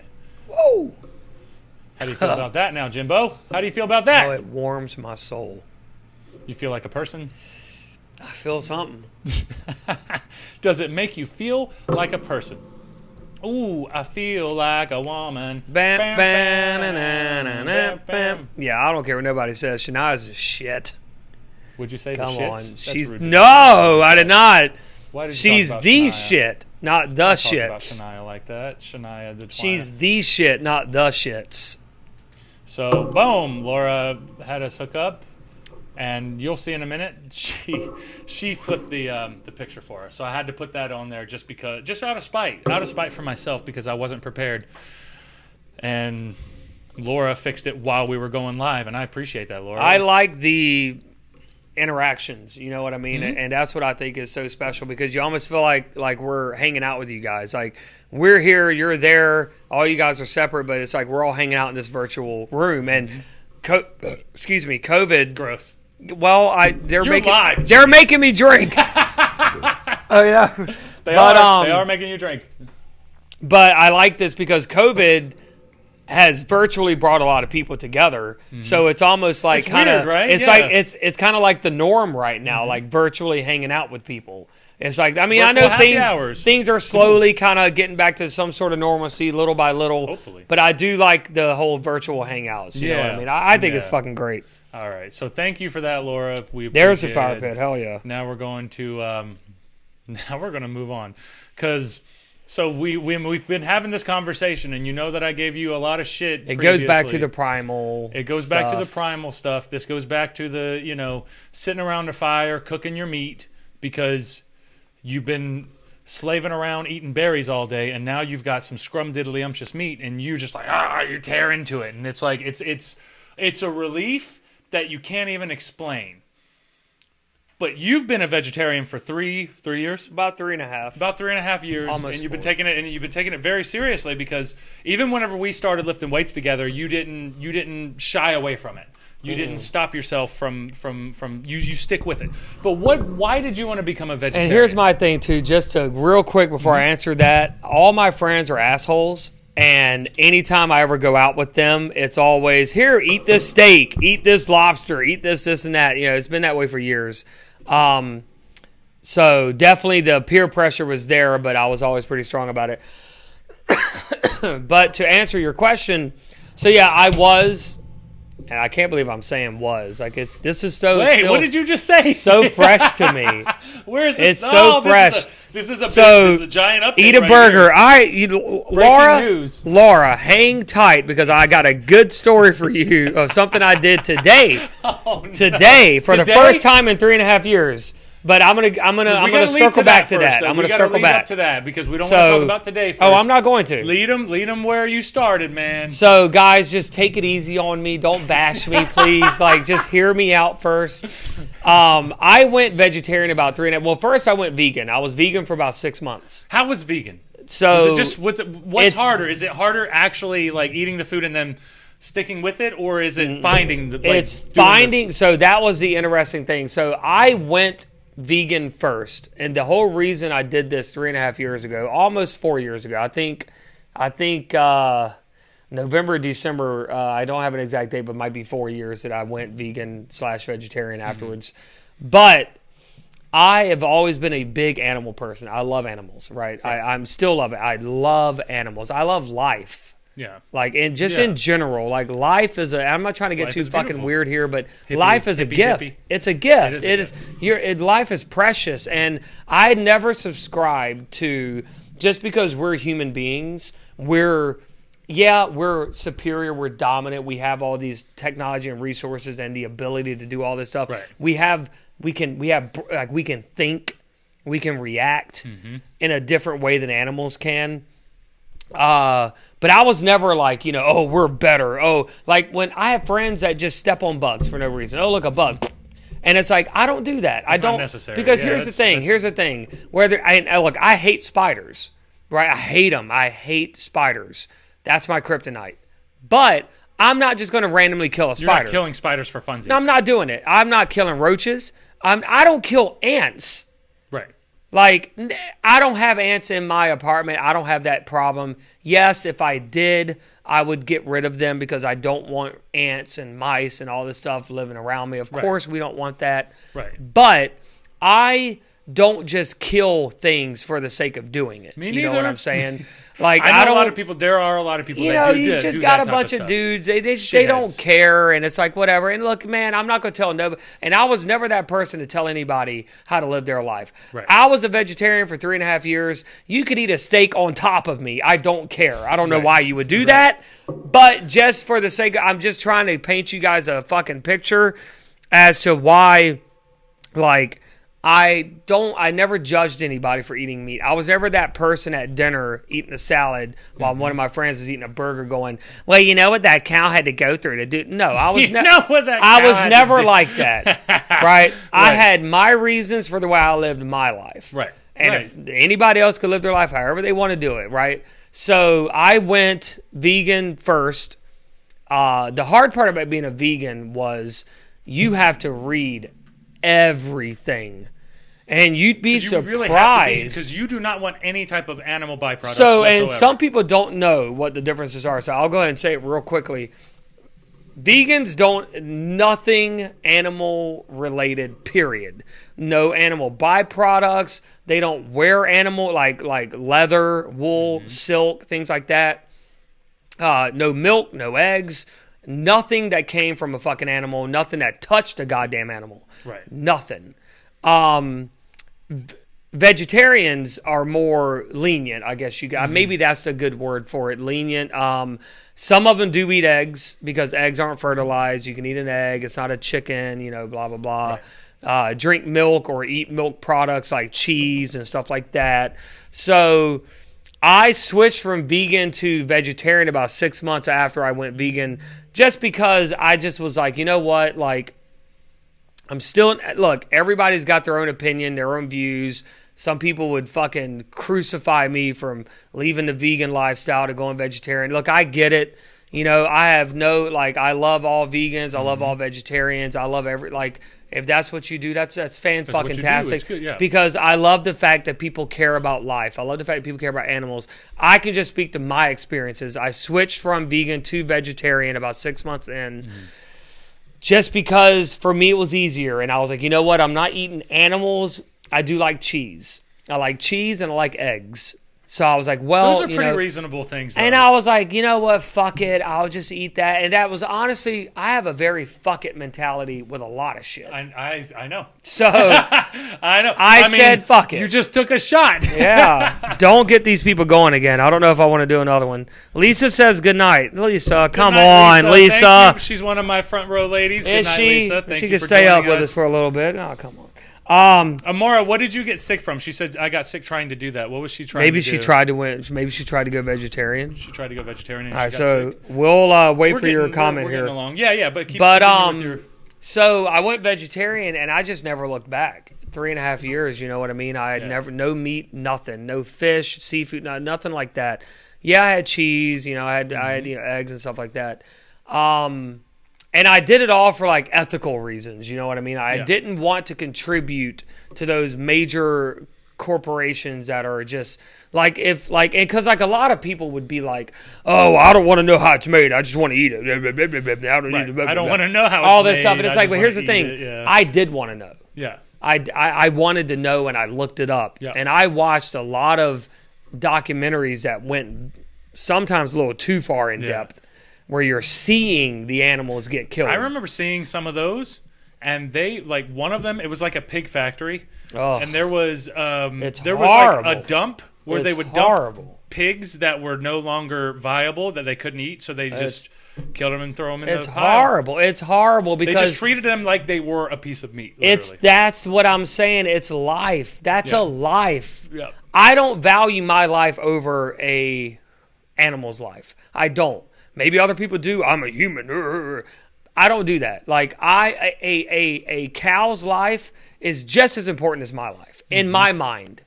Right. Because that's a life. Right. They have a brain, a heart, they bleed red, they have organ, like that is a life. Yes. Can they build a rocket? No. They're not as complex. Yeah, it's like, can they build a rocket? Can they fucking drive a car? Can they, do you know what I mean? It's like, no, they can't do that stuff, but that doesn't mean that they're less of a life. Like they still live, they still breathe, they're still, like, that's a life. And I never put myself over that. And that's why I stopped eating meat, because I was like, when you see these living conditions, when you see the way these animals are being bred just for meat consumption, just to be eaten. Because they're big fat, right. Oh my God, it is horrible to see these living, then to see how they get killed. It's like, and me as a person, it's a traumatic experience. I'm not gone yet. Hell yeah. All right, Lisa. I do hope you feel better though, Lisa. Definitely. Yeah, but did Amora come back and say what she did? She said I did. Yeah, so I think she went vegetarian, Amora. I have tequila shots sick and the plan for my birthday. Good. Yeah. Hello, chair. Is there a chair in there? Oh, you got up. So she was saying hello to the chair. Yes. It's a nice chair. The chair is here. Fucking sit in that thing. That chair is trying to get over. Don't you let that chair get over it. Don't you even say it. Man cat. Don't you even. That's not even a question. That's not even a question. He's a man cat. Sometimes an asshole cat. I have scars to prove it. He's naturally an asshole. I have scars to prove it. His Instagram is asshole cat. So. But yes, if you guys want to follow Asshole Cat, he does have his own. He does have his own Instagram at Asshole Cat. At _Asshole Cat. At _Asshole Cat. Because somebody has Asshole Cat, but it's fucking. They don't ever use fucking it. Fucking marks. Bullshit. Fucking marks. I actually use it for this man. This man deserves it. You know? He does. Jeez, Louise. So it was very ethical for me. I know some people don't give a shit about that, and that's fine. It's okay. I know a lot of my family. Again, I'm from the South. And I'm not saying just Southern people do this. I'm just telling you guys, I'm from the South. A lot of my family hunt, and they go out and shoot deer, and they go fishing, and they kill all these animals, and they do eat them. They do harvest them and eat them. But I was never, even as a kid, I was never into that. I never wanted to kill animals. Because I'm like, man, we don't need that anymore. Like, we got Walmart. You know what I mean? Right. We got grocery stores. You can go buy your meat. You don't have to go kill an animal eating a fucking stick, and he's just minding his business, and then, boom, that animal's dead. You know what I mean? Like, so... even at that point, I never liked the idea of hunting. I'm not against it. If you're a hunter, brother, have at it. Or sister, have at it. Or circle, have at it. Like, fucking hunt. You know what I mean? Like, do your thing, man. And so, but not to get too Joe Rogan-ish into this, but it does, if you are... It seems like the most ethical way, if you're going to eat meat. If you're going to eat it. Right, it's one of the most ethical ways to eat it, if you're going to eat it. And you have to have a good shot. Yeah. You have to be a good shot. Right. Practice before you start going out with guns, shooting stuff. Because the thing I don't agree with is you're aiming for his head, then you hit its ass. Right, and now the deer is just in a lot of fucking pain. With an arrow in his ass. And has no clue why the fuck he's in so much pain. Then you shoot him about 6 more fucking times, and the poor little brother is just hanging on to life. Then you just go in and fucking just bash his head in with the fucking end of your goddamn rifle. But even though, because you don't know what you're doing. Even to that extent, even because, generally, one person is a travesty, 100 people, 1,000 people is a statistic. So we have this one example and it feels bad. But even with that being said, with that one bad example, isn't that still better than animals living their whole lives and having to sit around and suffer and die? If they're in that situation. Right. If they're in that situation. But there's a higher number of animals that are in that situation than there are being hunted. Okay. So the more ethical thing would be to not participate in that and participate in the hunting or the grass-fed because there's still ethical ways to do anything. I mean, so we're gonna get to that. We're gonna get to that real quick. I do want to comment here. Yes, Amora, we are trying to figure out what the fuck you're talking about, and I agree. Not hunting for sport. Yeah, hunting for sport is fucked. Yeah, and I don't give a fuck who sees this. Come at me, bro. Like, if you hunt just for the fuck of it, you're a piece of shit. Okay, so we're gonna say like you're sport hunting, and I don't agree with sport hunting. I don't agree with it. But you're just killing things for just to say you did it. Okay, now think about taking advantage of rich people who are very sadistic, and you have an animal that's pretty old and it's going to die, and it's a lion. It's some type of an animal. Damn it, Lisa. It's some type of an animal that can't. What did Lisa say? Lisa wants me to do a shot to help her feel better. Well, I hope this. And Lisa, take a shot. Jimbo's going to take a shot. You're going to continue with your story. Don't lose your train of thought. I'm a meat eater. Lisa, well, guess what? Party. I am now too, sweetheart. We're getting to that. Spoiler alert. And you're getting me fucked up. Spoiler alert. You're getting me fucked up, Lisa. God damn it. I'm going to do a shot just for Lisa because I do want Lisa to feel better. Yes. I do want Lisa to feel better. So now if you think about it, so if we have an animal that is on the endangered species list and you have one man lion that's not able to breed anymore, and you have this rich narcissistic asshole who's going to spend $100,000 to come and hunt this one lion, who if you just let it live to the end of its life, and it's already old, it can't breed, it can't do anything for the greater good other than just sit around and get and just take resources, which that's what animals do anyway. But old animals don't live that long. We can make them live a lot longer than what they generally would. Sure. Maybe, you know what I mean? Mm-hmm. Depending on the situation and depending on how hard their life is. How do you feel about people who explain that, yeah, sport hunting sucks, but the money that we make from letting them hunt these specific animals, not widespread, these specific animals to where we can make money to breed younger animals and try to up that, because that's one thing to bring that species up. That's right. That's the conundrum that a lot of those places have is they're trying, like in Africa, they're trying to bring the species population up, but they can't afford it. So what do? Oh, these rich-ass Americans, they like to kill. They just like to kill for the sport of it. They want a selfie with a giraffe. Well, okay, we'll let them have a bull giraffe so that we can make some money off of this so that we can pay and have more giraffes to try to up the population. Oof. That's just an example. Yeah, no, that's... So theoretically, it's a conundrum because... It is a conundrum. For the greater good, you want to make more money to be able to help everybody, but... You're letting somebody come in and pay to hire to kill an animal, and it's like that sucks. So what does everybody in the chat think about that? Yeah, that's a mind fuck for me. Situation, right? That's a mind fuck for me because I'm definitely all about bringing, especially an endangered species like down in Florida, down in like the Everglades, the alligators. No, the jaguars. Are they jaguars? Yeah, the jaguars are. They're going extinct because of the snakes. Because of the pythons. The pythons are out of control down there. Aren't the pythons an invasive species, though? They're not originally... Very invasive. Yeah, they're not They're originally... extremely invasive, and they're killing the natural wildlife around there. And people are going out there hunting these snakes to kill them. Here's the thing. I understand I'm oddly tiptoeing around what you just asked me because I can't wrap my head around that. It's hard. That's. Like, I can't wrap my head around that. I've been on the fence with that. I love animal. I love life. Here's the thing: snakes, invasive, making a certain species go extinct. You have to step in as a human and take control of that, right? So that this animal, like a jaguar, does not go extinct, right? So you have to kill the snakes. Okay, right. You know what? You get it. If that's what it takes to not make this species go extinct, then that's what it takes. Right. Right? To go back to your money thing, and Lisa, I have not forgot about you. I will do this shot. Well, hold on. We got some more people talking about that. We do. So, let's go ahead and let's see. Lisa Nolan, if you need to come to Georgia to meet us, front row ladies. I'm going to be there next month, ladies. Don't worry. Ryan, I can't even attempt to say that name. He says, hi, in-game. Is Ryan from XWA. What's up, Ryan from XWA, my boy? Haven't been up there in a long time either, so we got to get back. Well, Ryan, I didn't want you to say hey to me either. So I did recently see that they started running again, so maybe when things get back to normal, I'll be able to come back up there in that area. So definitely, Ryan, it's good to see you, brother.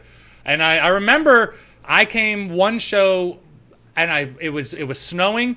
And right before I left, we stopped and had a picture. So send me that picture because that was a good picture. Send that picture, Ryan. We'll fucking put it up here now. Yeah. So now we're gonna go. You didn't say hey to me. Let's go back to the chats a little bit. Lisa Nolan, you're gonna need to come back. And Laura Sprangler. Now we're talking about assisted suicide. She said, "So is it assisted suicide?"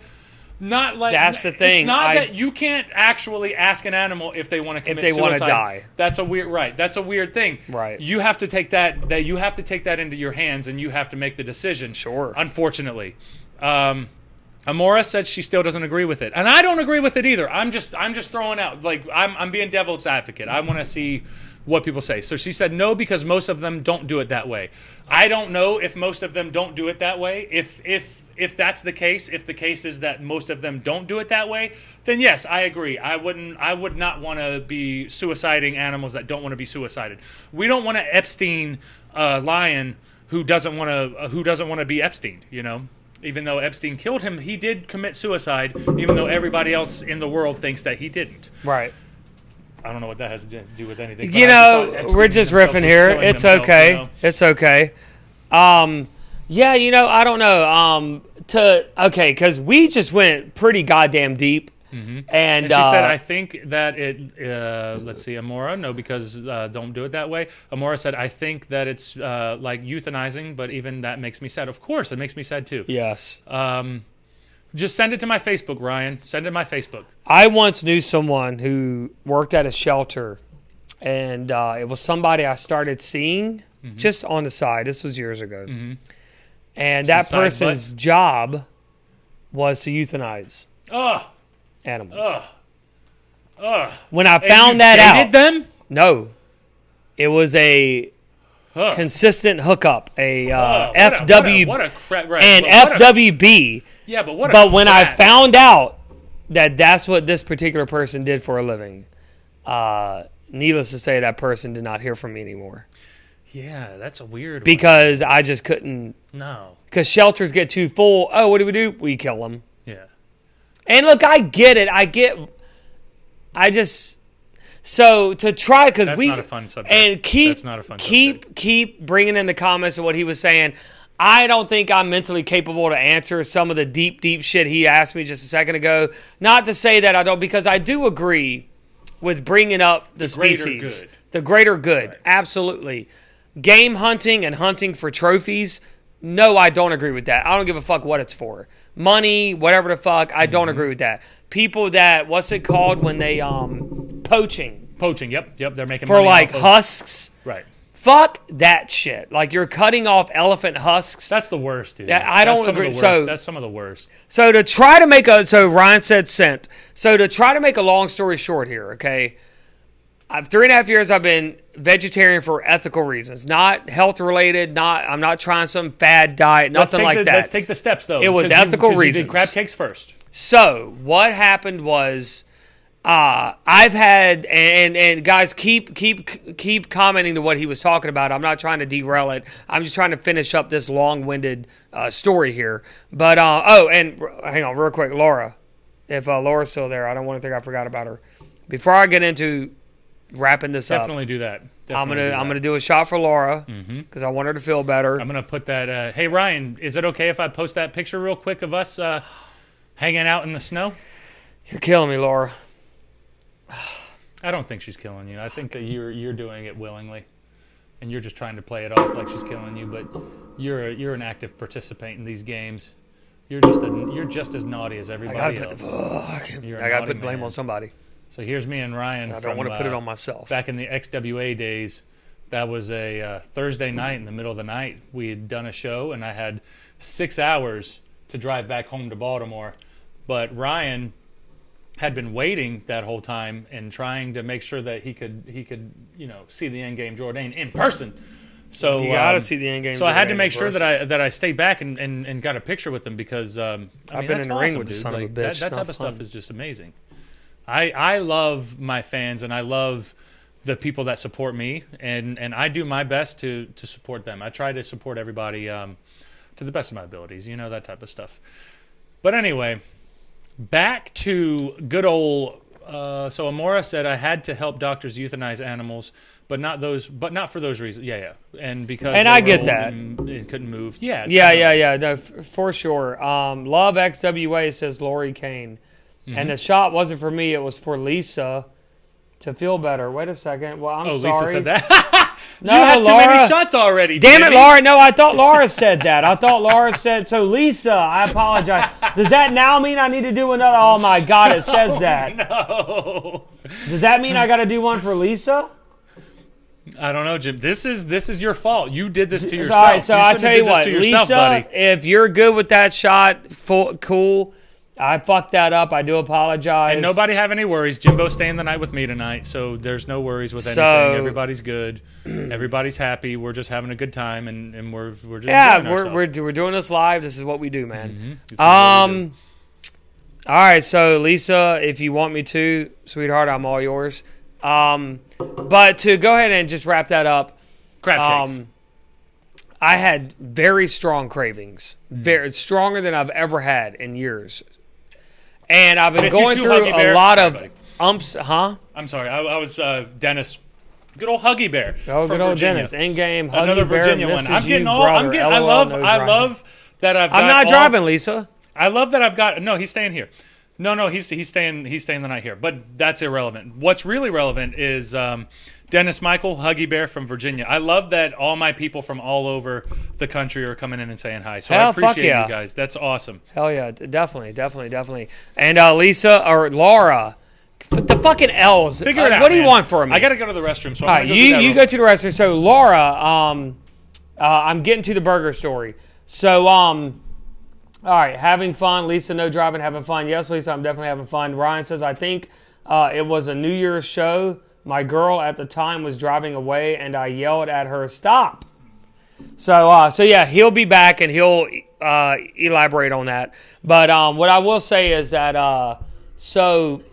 I've been, my mood, my drive, I've been feeling very fatigued over the last couple of months. I'm tired every single day, and I know that I'm getting sleep, and I'm a very active person. I consume a moderate amount of caffeine. Sometimes a lot, but it depends on how I feel that day. But I started looking up videos. I started looking up like why am I feeling this way? I'm a vegetarian and I'm tired all the time. Or I started looking up videos like I'm a vegetarian, but I want to eat meat. What do I do? Kind of trying to get advice from different people, different YouTubers. And I just started going through all that. And funny enough, I started seeing a lot of videos from a lot of different YouTubers who were vegetarians or vegans for years. And they were getting the same exact symptoms that I was getting. I'm tired. I'm fatigued. My mood. I'm depressed. And I'm not one of those people that go, I'm depressed. Like, I don't use that word. I don't abuse that word. Your anxiety, Jimmy. My anxiety triggered my anxiety. I'm triggered. Oh my goodness. So I've never been that. Hits. Oh my goodness. Yes. The greatest hits of a melodramatic cunt. So I've never been that person, but I started watching these videos, and person after person after person after person was saying the same exact I went to Extreme Rules, if you're talking about Baltimore. Yeah, I remember that Extreme Rules. No, that was Extreme Rules for XWA. And, oh, okay. Sorry, I'm just WWE Mark over here. You are. You know what I Hey, mean? Fucking. Where are you? Jeff Hardy, I'm just a Mark. You know what I mean?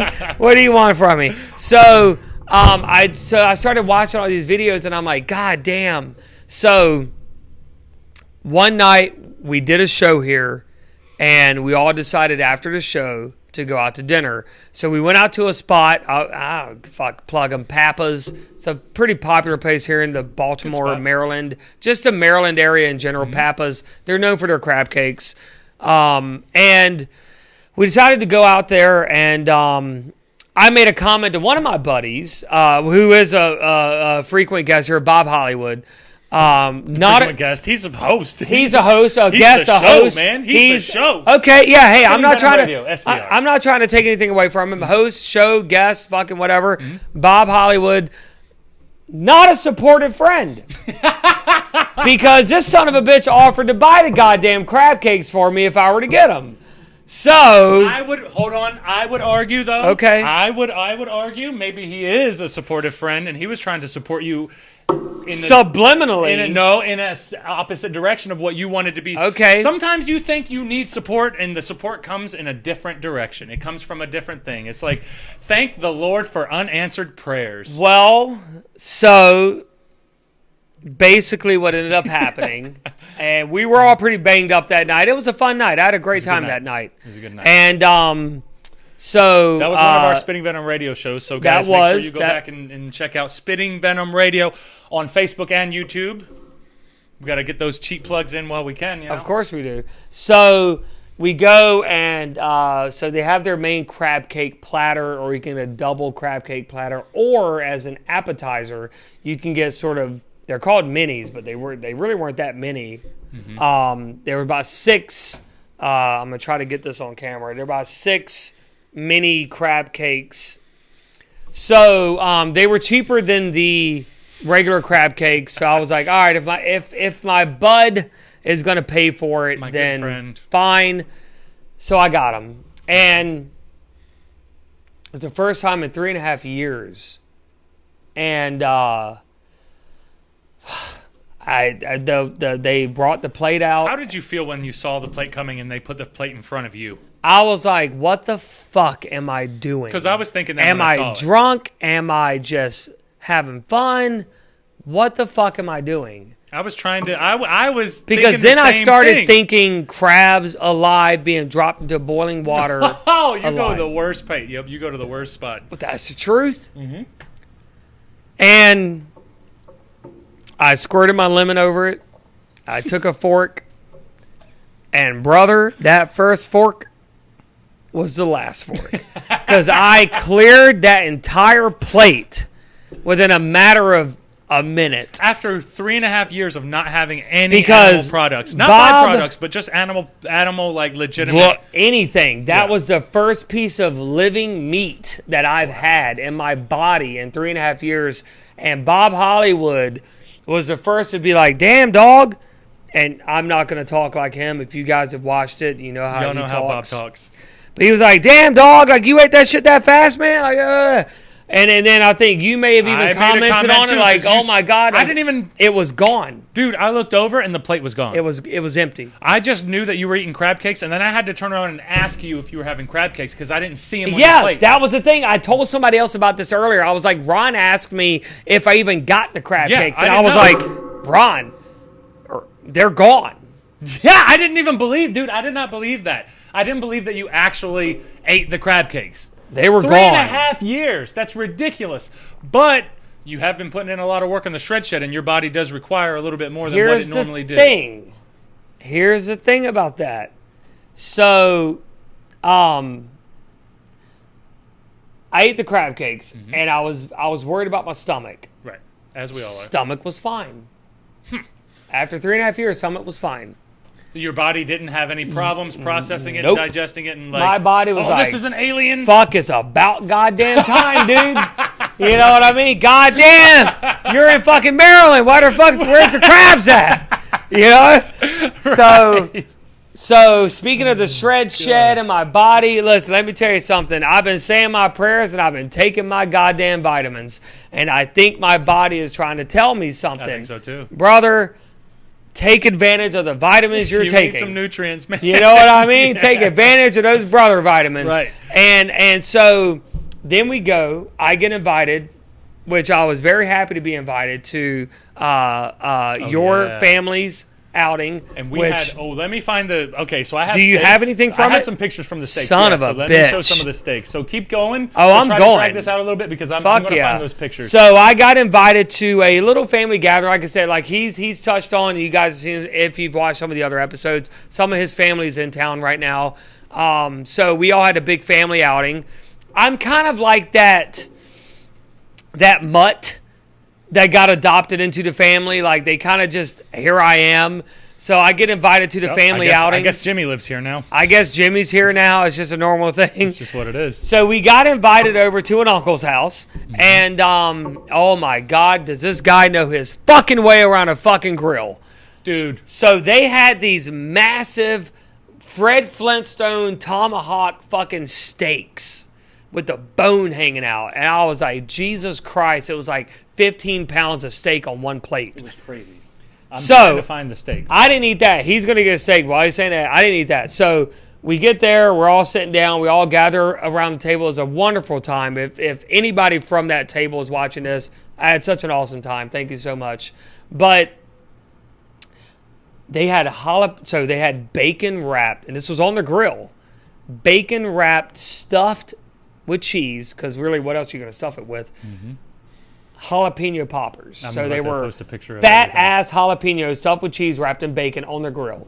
So I saw that, and I'm going to read the comments. I just can't read and talk at the same time, so just bear with me. Bear with us, guys. But I saw those bacon wrapped stuffed jalapenos sitting in the middle of the table, and I took one, and I took the bacon off. Now, I know the fat was on the fucking pepper, but I ate the pepper. And then I looked at my plate and I saw the bacon and I was like, fuck it. And I ate the bacon. The bacon was amazing. So then I said fuck it 2 more times and I took a whole pepper wrapped in bacon and I ate it. And it was amazing. Stomach was fine. I felt great. I didn't feel any different. I felt better. That's different, though. That's very different, though. The other night, I got home after a long day. I worked out. I did all my shit. Oh, no. I just did it again. I keep pushing the damn thing away. I put this... He's going to get it. You guys have to... He's going to get it. Okay, let's cheer me on right now. We're cheering him on. Everybody chant. No, not yet. Jordane. No. We have to... You get for the pop. For the pop. When you guys actually see this food on the screen... Okay. All right. Fair enough. Give us a chant. Give us a Jordane chant. We're going to give us something because I'm trying to get this figured out because every time I put it up, it's too big. And so then I try to minimize it too much. This grill is a big-ass grill. I'm in too much of a hurry. And it was a lot of fucking shit on this grill. Because I was not properly prepared for this. So. And Uncle Goddamn Fred knows his way around a grill. Right. I can speak to that right now. For sure. There you go. Boom. So... There we have it. Is it up? We got it. Up now. Yep. Boom. The stream, you can see. There we go. So then the other night I got home and I had some frozen chicken breasts in the freezer. They weren't mine. They were somebody else's, but that person wasn't going to eat them.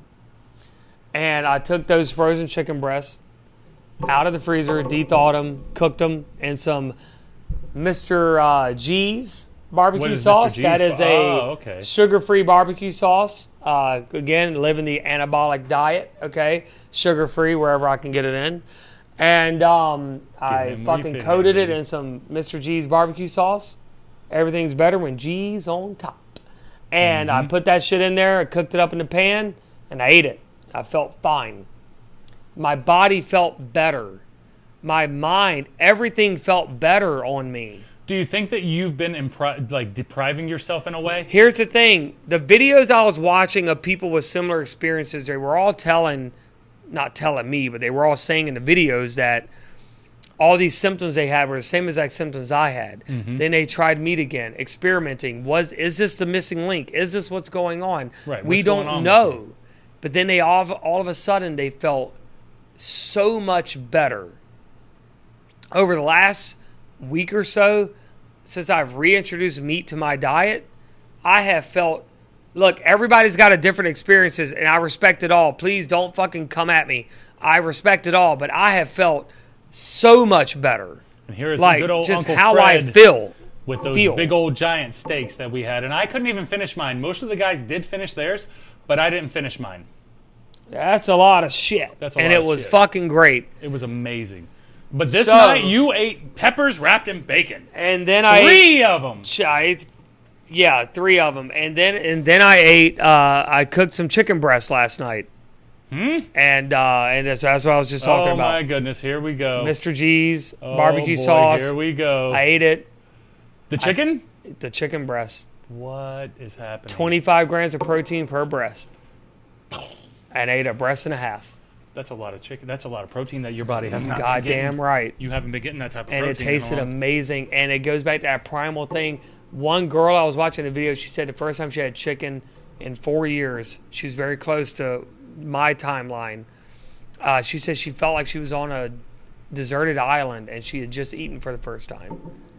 When I was eating that chicken, I felt something. I was like, oh my God, I couldn't stop. Like I took the first bite and I just couldn't stop. I tore that shit up. Like with my hands. Right. I didn't use a knife. I didn't use a fork. I didn't use nothing. I took my hands and I tore that shit apart and I started eating it. When I was done, I stopped and I was like, looking at my hands. I'm not making this up. I'm not working this for the camera. I was like, I just ate these 2 chicken breasts with my hands. That's how I was like getting it in me. That's what we do. I didn't care about a fork. I didn't care about a knife. I didn't care about napkins. None of that. I tore that shit apart and I shoved it in me. And I was like, and I felt amazing. I just felt like, I was licking my fucking fingers and I was like, this is great. Jimmy, this is a completely different animal. Yeah, man. I was like, holy cow, man. Like, I felt so good. So, Amora Pop, that was awesome. Thank you, Amora. Thank you, Amora. So, to get to, listen on Bluetooth, sound great. Fuck yeah. So, Laura, burger story. Hopefully it's not a letdown. It was not a beef burger, your typical burger, but I had to make an Arby's stop today for someone else, and I don't want to do fast food. I'm still not a fan of fast food. I'm not fast food meaning like McDonald's, Burger King, Hardee's, like all those places. I'm just Taco Bell. Right. Not a fan of fast food. Think about the quality of the food that you're putting in your body for that cheap price and how much demand it's in. Where is that shit coming from? I mean, come on, people. Like, I get it. Taco Bell, when you're fucked up at 4 o'clock in the morning, is the best thing ever. But think about where that shit's coming from. Right. So, I go to Arby's. Taco Bell's like the worst one, though. Taco Bell is the worst. But man, does it taste good? It does. Like the other night. Were you there when we had? Yeah, you did. Oh yeah. Oh, is that the story you're talking about? Bro, I wasn't going to tell that one. Oh my goodness. Oh, now I think I have to. I forgot about that. Now I think I have to. About that. Why didn't I know this? Jimmy, you have went off the deep end completely. What kind of bullshit is this? Porter and James just fucking dumped me. Fucking over the top rope. Fucking. Oh my god. We were all together at Leonard's last night here. Good night, Amora. Thank you for joining us. Yeah, definitely, dude. That was fun. That was fun chatting with you. Now I'm going, sweet dreams. You need home cooking. Lisa, well, hey, if you're offering to cook, fuck, I'm in. Hell yeah. But we were all around the fire, and I think your brother decided to get like 3 Taco Bell party packs. They're all beef tacos, and I ate fucking 3 of them. You ate 3 of them? Now I was drunk. Damn. And I was just feeling it. And I ate 3 tacos. So the burger was from today. Night, LOL, not me. Oh, no, she was saying goodnight to Lisa. Okay, so I got you. Amora's still hanging out. Hell yeah. Thank you, Amora. Because Amora knows. She knows Stay with us. She knows what's going on. She's a fucking night owl. She knows. I was saying goodnight to Lisa. I think we're all natural night owls. We're all natural night That's owls. the Friday night. That's the Friday night show, man. Amora knows, so she gets it. So, I don't know. So, I go to Arby's and I order the food for who I was going for, and then I saw. Oh no! It said smokehouse brisket. And I was like, and I love a good brisket. I love a good dude. We were talking about that's that art. Even before you started jumping into, before you started dipping your feet, we were talking about how amazing these barbecue places, and even in Baltimore, you got to give it to Baltimore because there's some good Chaps. Yeah, shout out to Chaps. Oh my God. I'm trying to think of one more. There's one more place. There's right here, Charcoal Deli. Charcoal Deli. They're really good. There was this place that I used to think it was Quiznos, but it has the pig on top of it and has a Q. What's that place called? Andy Nelson's. Andy Nelson's. Andy Nelson's. Andy Nelson's is really good Son too, of a bitch. Andy Nelson. We got to do some Andy Nelson soon. We will. We 1000% will. Like tomorrow, goddammit. Like I don't care when we do it. Yep. But so it says smokehouse brisket, which is beef, obviously, for those who don't know what brisket is. Now, it's Arby's. I get it, okay? It's Arby's. I love how you're disqualifying. But they have the meat. They have the meat. They do have the meat. They have the meat. So it had like a brioche-style bun or of some sorts. They had fried onion rings, some sauce, some barbecue sauce on it, and then the smoked fucking brisket. Right. So I got it. And I looked at that fucking thing, that sandwich, when it got in my hands. And within a matter, I'm not making this up, within a matter of about 5 minutes, I killed it. It was gone. Damn. And it tasted so good. Like, it tasted like I felt like I was living again. Like, I felt like, oh my God, I have this thing in me. And I was like, I love food. I love, like, Food Network, like cooking shows. Yeah, me and my Gordon Ramsay, Guy Fieri. I'm a huge Guy Fieri mark. I love him. So I was watching all that, and I got to eat with my friends, and I feel like I'm missing out. Like I feel like they're eating all this stuff, and I smell it, and it smells so good. And I'm like, oh my God, I want it. But for 3.5 years, I haven't gotten it, and then. Now I just feel like I've opened up this new, because I've been going back to the shred shed, going back to what we're doing. I've been going back to my mindset. I'm a different person. I've been reintroducing myself. I've been introducing myself for the first time to this new way of life, and then reintroducing myself to maybe a different version of the way I used to live. Yeah. Right? Like, eating meat, I'm not eating fucking Whoppers and shit every day, Big Macs. Right. That's garbage. Then you're going downhill. Fuck that. Right. But I'm saying, like, you get a good bison fucking steak. Low fat, high protein. Are you kidding me? It's the most bioavailable protein other than eggs. So your body is going to take most of that protein in and digest it and actually use it. Like, I feel like I just walked into this new shopping center and I just have unlimited money. It's huge. And I'm just like, oh my God, I get to have all of this shit. Especially with the shred shed, because this is like, so there's a lot of experiences. So we're big MMA fans, not you, but like my family and I, we're big MMA fans. So and we follow a lot of the fighters. And there was a fighter, I don't remember specifically who the fighter was, but he was talking about going vegan and vegetarian, and he had to make the switch because his training was so tough. He had 2-a-days. He didn't feel like he was recovering fast enough. Once he changed his diet to where he was taking in protein that was more biologically available, whatever that means, he could actually heal faster, and he was actually getting through his workouts better, and he was performing at a higher pace than what he was because he knows how he was performing. Yeah. You can feel it. Sure. It's just like at the shred shed. The more you work out, the more you know your body. The more you know how your body reacts. And I've learned a lot about that lately. Yeah, dude, it's a lot. But this has been a huge huge experience to you, because it's not like none of us have ever, like, we're all like, you could call us carnivores, but we really eat meat. We eat vegetables. We eat a little bit of everything. I'm more of an omnivore than anything. But we have not been trying to get you to eat meat. We haven't been trying to get you to like convert into our lifestyle. You've been on your own journey. Yeah. You've been doing your own thing, and you decided on your own volition to experiment and see how this is going to go and how it treats you. And you did it with the crab cake, and then we did it with the Taco Bell a little bit, and a little bit of these little pieces where you're slowly introducing yourself to a little bit more meat.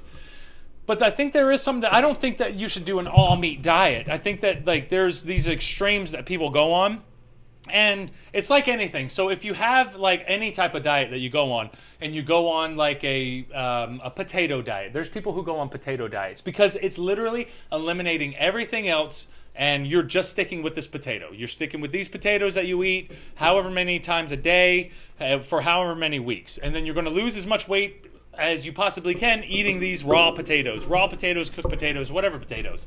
Just don't have cheese and bacon on them, and you can have the potatoes.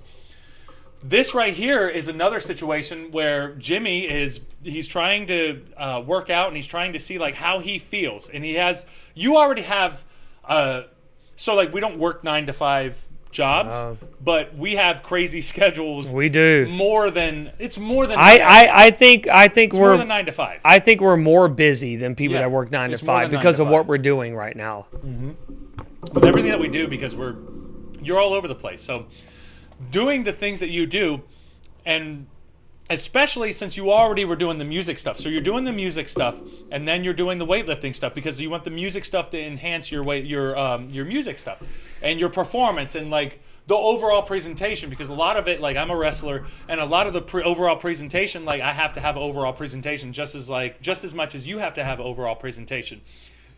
This is going to help you in some ways get a little bit of a better, even if it doesn't help your body physically morph into certain ways, which my personal opinion is, I think that having this type of protein in you, you're going to see a world of a difference. Yeah, and I think that not only that, I think there's a lot going on right now to where my body is having huge transformations in a very short amount of time, but also the way I diet and the way I train, what I've been doing lately is going to reap like benefits tenfold. Like 100%. I feel like it's this new, and it's not just music, you know what I mean? Like there's a lot of stuff that I have in my pipeline, so to speak, that, you know, I'm looking so forward to getting out of my system and getting back into, but like for whether it be like music, like yes, I'm the singer of a band. I do shows, and you know I got all these plans and all this stuff coming up. But it's like just me as a person, me as a man. Like I feel like I owe it to myself to be the best fucking version of myself I can be, inside and out, mentally, physically. Like it's all encompassing. Like it's everything. You know what I mean? So it's like, yeah, I'm no longer a vegetarian.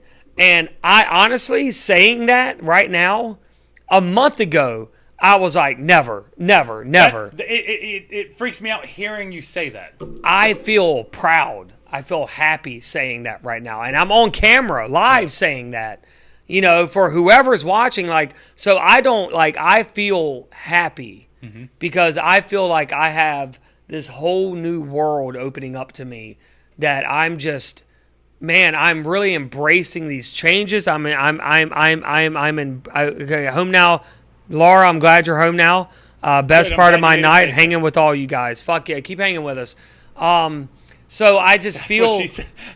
That's what she. Amora, go back to Amora's. I laughed at it. Arby's. Okay, I didn't. We have the meat. That's what she said. Yes, it is. And Amora, if you're a fucking Office fan, you're so goddamn over with me. I love you. If that's where you got, I know that's what she said is a common thing. But if you got that from Michael Scott, I fucking love you, Amora. We should be a thing one day. We should like work a show together. Like, you know, we could fucking whatever. That'd be great. But anyway, so not that I'm working just go. Or anything. I'm going. I almost tripped in a hole. Okay. Okay. I'm trying to get out. So I just feel like, you know, I'm just, man, I'm happy and I feel great. I ate a huge, it was only 600 calories for this whole sandwich. I just got the sandwich. But that's huge for what you But it was a have. big, and I ate it and I feel fucking great. My stomach's not upset. I don't feel guilty. I feel like I just feel good, man. I feel good, and look, I get it for people that are lifelong vegans or vegetarians for whatever reason you are, whether it be ethical reasons or health reasons or whatever it may be. I respect that. Hats to you. Like, I love it. I still love animals. And here's the thing. Hindsight's 2020, right? So I went vegetarian because of the documentaries and the research that I did. Now I am no longer vegetarian, but I still retain that knowledge. Yeah. I still now know more than most exactly where your meat's coming from and how it is harvested and the conditions. And you don't want to participate in that. I know. So my diet going forward, will I have the occasional Arby's or the occasional Chaps Pit Beef here in fucking Baltimore where I don't know where they get their meat from, but it's the best in Baltimore. I can tell you that. And Guy Fieri, my boy, fucking the goddamn president of fucking Flavortown, has been there multiple times. Yep. Has been on the Food Network, Chaps Pit Beef here in Baltimore. Like, my diet going forward is, yeah, it's a little more pricey, but I feel like it's worth it to go to the organic markets. We have a few around here, or some farms. We have a lot of local farms around here as well, where you can go and buy your meat, where you know where it was sourced, right? You know the conditions, you know how they were killed. And while I never agree with it being killed, I get it. It's like a double-edged sword, but I'm not just buying frozen store-bought meat brands. We all know the brands. You know that's not healthy anyway. The mega corporations of the meat products that have their name all over everything. And if you eat those, I'm still not that person. But you know what? That Purdue, Tyson's, like, eat what you eat, right? You make eat your what own you eat. decisions You make your own decisions. But I know where it comes from, and I know how it is sourced. Mara had a good comment, and that's goes in with what you're saying. So you can get meats from companies that are big on free range too. And yes, you can. And free range eggs. That's a big thing right there. Yep. Is grass-fed beef. No hormones or steroids or any crazy living conditions where they're kept in cages or they're stacked on top of each other. I will say this. There's a few documentaries that if anybody is interested, whether you want to eat meat or not eat meat, whatever you want to do, it doesn't matter. If you just want to be informed, right. Food Inc. It's on Netflix, Food Inc. Watch Food Inc. There's Rotten. There's Cowspiracy. Watch those documentaries. I like that. It's good, but holy shit. If you haven't watched Cowspiracy, and some people make the argument that it's one-sided, okay? But here's the deal. I encourage people to watch things like Food Inc. and Cowspiracy. Those are my two big ones. Just so you know where it's coming from. Some people can argue that it's cherry-picked or it's one side, but the video footage, the evidence is fucking disputable.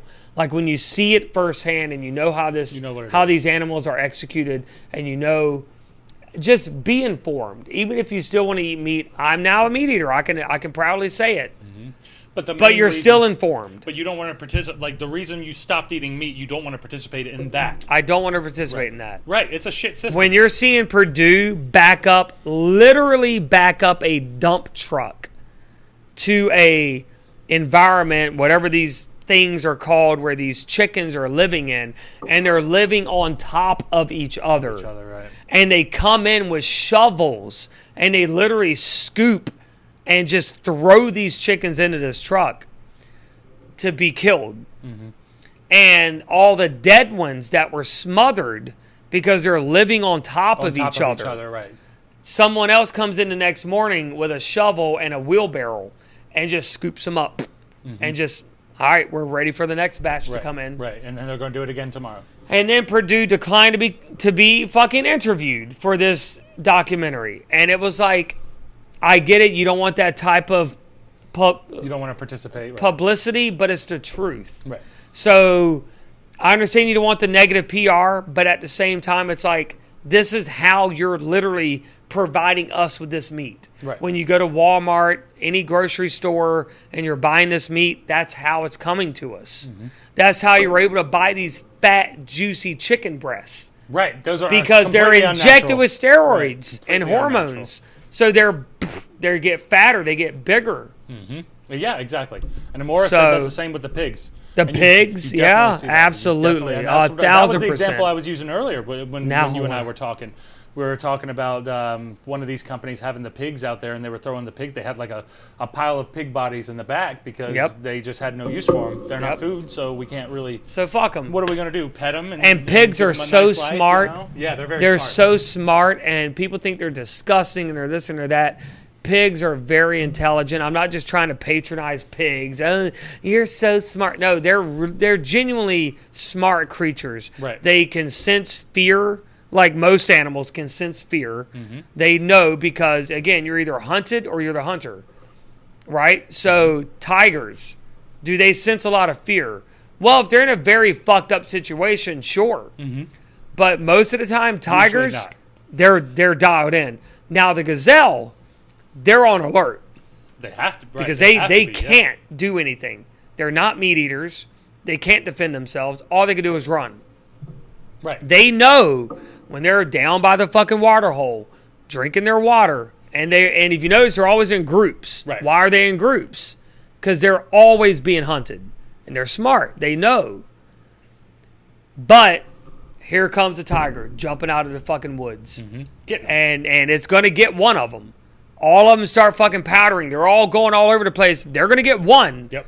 And unfortunately for that one, that's dinner. They're gonna get that one.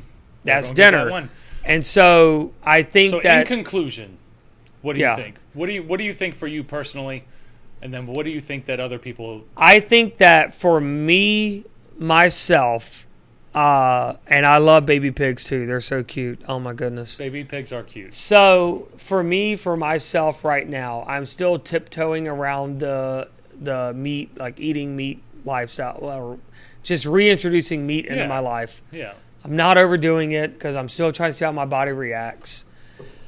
But my guard is down, and I am reintroducing meat into my life, but I am doing it a little more ethically than I was before. Mm-hmm.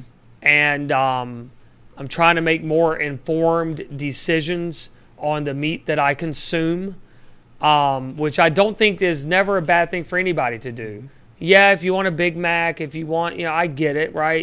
We all have those moments. That's Seems fine. like a good idea to know where that's where fine. your food comes from. But to just be informed and to just know, even if you don't do anything with that info.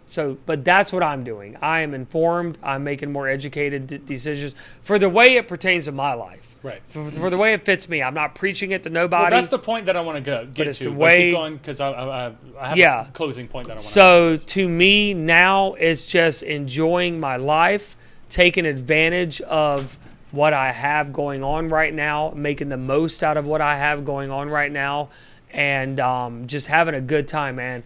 As Vinnie Paul would say, rest in peace. I'm not here for a long time. I'm here for a good time. A lot of people have said that. I know that. But Vinnie Paul has said it too. And Give it to Vinnie Paul, baby. Keep on keeping on is a big one for me. And, a good time is never a bad time. And as long as there's good times, there's never bad times. So that's Vinnie Paul, baby. That's Vinnie Paul. And that's what I'm here for. And I'm just here to take advantage of my life. And this is the road I'm on. Will it change one day? We never know. It's always evolving. Life is always throwing new shit at you for better or worse. So right now, this is where I'm at. This is what I'm doing, and I'm happy about it. And if anybody else out there is struggling with going vegetarian or coming off being vegetarian, all I would say is do your research. Yeah. Do your research. Watch the videos. Go to credible sources, reliable sources. Get informed. Right. I know there's bigger problems in the world right now, but I'm just speaking from a dietary standpoint right now.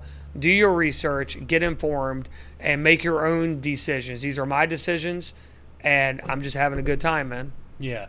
I think that overall, people have this perspective where they're not necessarily worrying about themselves because your decision that you made was purely a moralistic standpoint, and it wasn't necessarily worried about your health, because you would have been able, like, you would have tried to have researched like some of the side effects of a vegetarian lifestyle. So I'm thinking back, so when we go back to like the primordial man walking through the woods looking for food, he ate everything. So certainly there are some groups of people who probably ate nothing but vegetables because that was what was available to them at that time. Right. Same thing with majority of meat eaters, or like the Alaskan, there's like some Alaskan people, Inuits, who eat nothing but like whale blubber or some type of blubber, but they're like very, very healthy.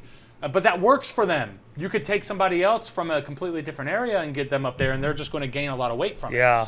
So at the end of the day, what we really need to realize is what works for some people doesn't work for everybody, but it's best for you to stay on your own path. It's best for you to work and figure out what works exactly for you. So this whole podcast basically has been us talking, not the whole podcast, but towards the end, this conversation that we've been having at least, has been your journey and figuring out what exactly works for you. It hasn't been, hey, Jimmy, I know what works for me, so I'm going to tell you this is all. This is what you need to do. That's not how you know what I mean? Like, that's not how I am. And that's not how I want this show to be. I want this show to be is you go out and you practice and you try things and you try to see what works best for you. Because we can talk about our ideas and what works best for us, but that doesn't work. That doesn't necessarily work best for you, because you have a different lifestyle, you have a different life situation, you have a life family situations, you have all kinds of different things. So I think that it's best. I don't want to narrow you down to a certain diet that's going to be perfect, that I believe is going to be amazing, because a lot of people will give you sponsorship. They'll be sponsored by certain people, and they'll say, oh, I use these things because they're so amazing, and it's really just a bullshit supplement. It's like supplements. You don't need supplements. You work out and you eat right. Supplements are just supplementing you. It's not like a necessarily a super it is just that. It's supplementation. It's just supplementation. But people write me all the time, when it comes to working out and dieting and these types of things. And I try to give the most general basis of advice that I can give you, which is take in less calories than you consume, or burn more calories. You should be burning more calories than you consume. Calories in versus calories out. Calories in versus calories out. I don't give a shit what the calories are. We'll figure it out as we go. If you start having issues, you can try to figure it out. You can plan. It's just like the journey that Laura's on, where she lost 60 pounds in 10 months, which is what did you say, 6 pounds a month? It was about, that's huge, though. Very that's huge, because that is consistent. The thing is, that's like maybe a pound a week, maybe a pound and some change a week. Half. It's hard to stay motivated when you're not getting these huge jumps. You're not getting these huge pieces.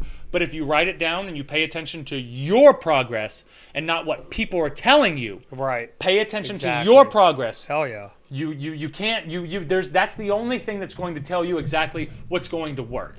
So we can all tell you, like, hey, I know the way, follow me, I can tell you blah blah blah. Bullshit. We don't know what's actually going to work for you. Exactly. So that's where you can take little bits and pieces of what we're talking about and apply it to your life. Right. Like we had Oxford talking about, he's going to make the anabolic pizza. I'm looking forward to that. That's we have Laura saying that she lost all that weight at 50 years old. It's huge. Yeah. And it's like, so you can take what we're saying and apply it to yourself, but know that we're only doing what works for us, and we're not preaching to anybody, you should do this, you should do that. No. Because we don't know. We don't know. We're not doctors. We're not experts. We're just doing what we do, and we're doing what works. And even though me and Ron are together, almost every goddamn day, but he has things that work for him, and I have things that work for me. And some of them are the same, and some of them are different. Right. But that's what makes it unique to yourself. That's what uniqueness is. Right. And that's what you have, that ability to gather as much information as you can and apply it to it's just like school. Right. It's just like school. We all took different bits and pieces from school and applied it to our lives. Right. Right? You can't generalize everything. Right. So it's like you have to take little bits and pieces from everything. Exactly. And in closing, man, I think that this has been a great episode. This has been one of my most fun episodes. This has been an awesome episode. We have a lot of really good stuff. We went a lot longer than we were planning on, but I think that this was definitely worth it. I think that I'm looking forward to our next Friday show. We're probably going to stream a little bit sooner. We have Spitting Venom Radio. We've been doing those Tuesdays and Wednesdays, but we'll see how the other guys' schedules work.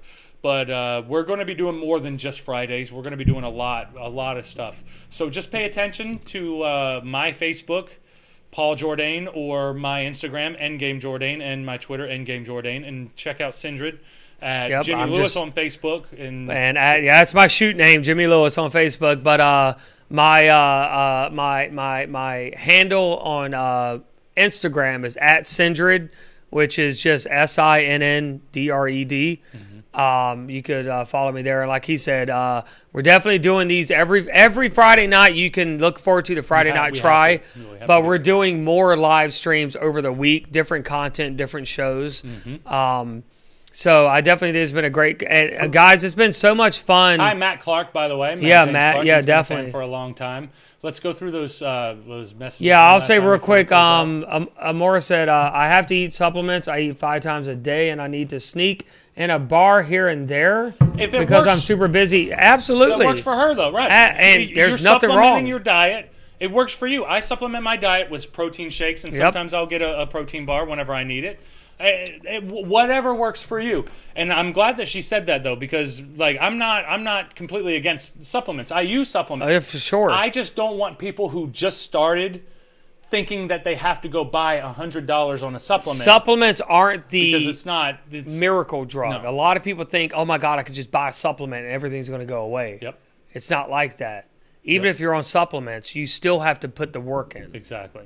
You know what I mean? Yep. So thank you, Laura. Yeah. Laura, thank you. Yeah, Laura, definitely. Hey, happy early birthday. Ryan.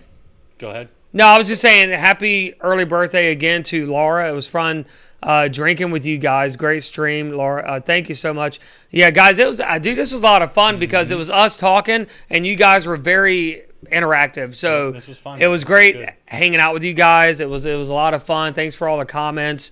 You could definitely look forward to at least he and I every Friday night. But again, throughout the week, he's going to update. I'm going to update. You guys will be notified of the different streams that we have. But I think this was great. I had a lot of fun with this. I had a lot of fun. This was it was fun drinking with you guys, partying with you guys. I'll see you guys on the run. Join me on my Instagram and my Facebook. I always have my runs. He does his runs so you guys every can day. Always come and get me. Yep, you guys Absolutely. can join me. And yes, I don't take any days off.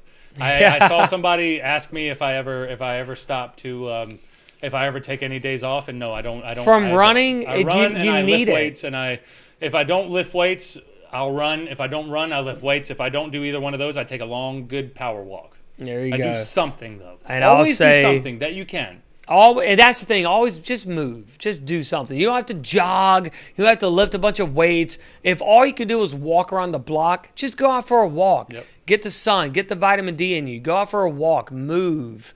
Yep. It's always great to just move. We're not trying to preach. You got to be a bodybuilder and take a bunch of supplements and go for jogs every single day for an hour and a half or blah, blah, blah, eat chicken broccoli. No, just if all you could do is go for a walk, go for a fucking walk. You know what I mean? Mm-hmm. Do something. Get outside. Get moving. Find your favorite park that has a trail. Go for a nice walk in the woods. Mm-hmm. Not just in the woods. Go down a trail. I don't want anybody getting hurt out there. You know what I mean? But yeah, just experience nature. Go outside. Just live. You know what I mean? And I think that's what this is all about. Is just living your best life. Final statements I'll say. Rest in peace, Bullet Bob Armstrong. Absolutely. And R.I.P. Bullet Bob, you inspired multiple generations, and I appreciate being able to have my interactions with you. And he was one of the first real professional wrestlers who made a living in wrestling, who gave me like legitimate good advice. So I appreciate that. And it was a hard day today, but you know these are parts of this is part of life. Sometimes people pass away and you have to deal with it. So I hope that you guys are able to deal with it. I hope that we're all able to deal with it, and we can all get over everything. And we built that bonfire, and the fireplace was really good. I'm glad that we have that. So we have the shred shed, and then we have a new fire pit, which is amazing. And then we just had a good conversation on good old Jimbo here, or Sinndred here, trying to do his best to figure out what works for him. And he's done vegetarian. He's done a bunch of different things. He's been attempting different diets. and he's still in the process. But we don't think that the vegetarian thing's 100% his way. But we'll see how everything goes, right, Jimbo? Absolutely, and that's what it's all about. It's just finding your own path, right? Finding your own way in life. Life is always going to be throwing punches at you. You just got to roll with it. You just got to be ready to rock and roll. 100%, man. So, all right, brother. Yeah, absolutely. Absolutely. Paul Jordane. Fucking guys, thank you so much for joining us. Thank you so much for interacting, all the comments. We're going to get out of here. Laura, happy birthday. Amora, thank you guys. Ryan and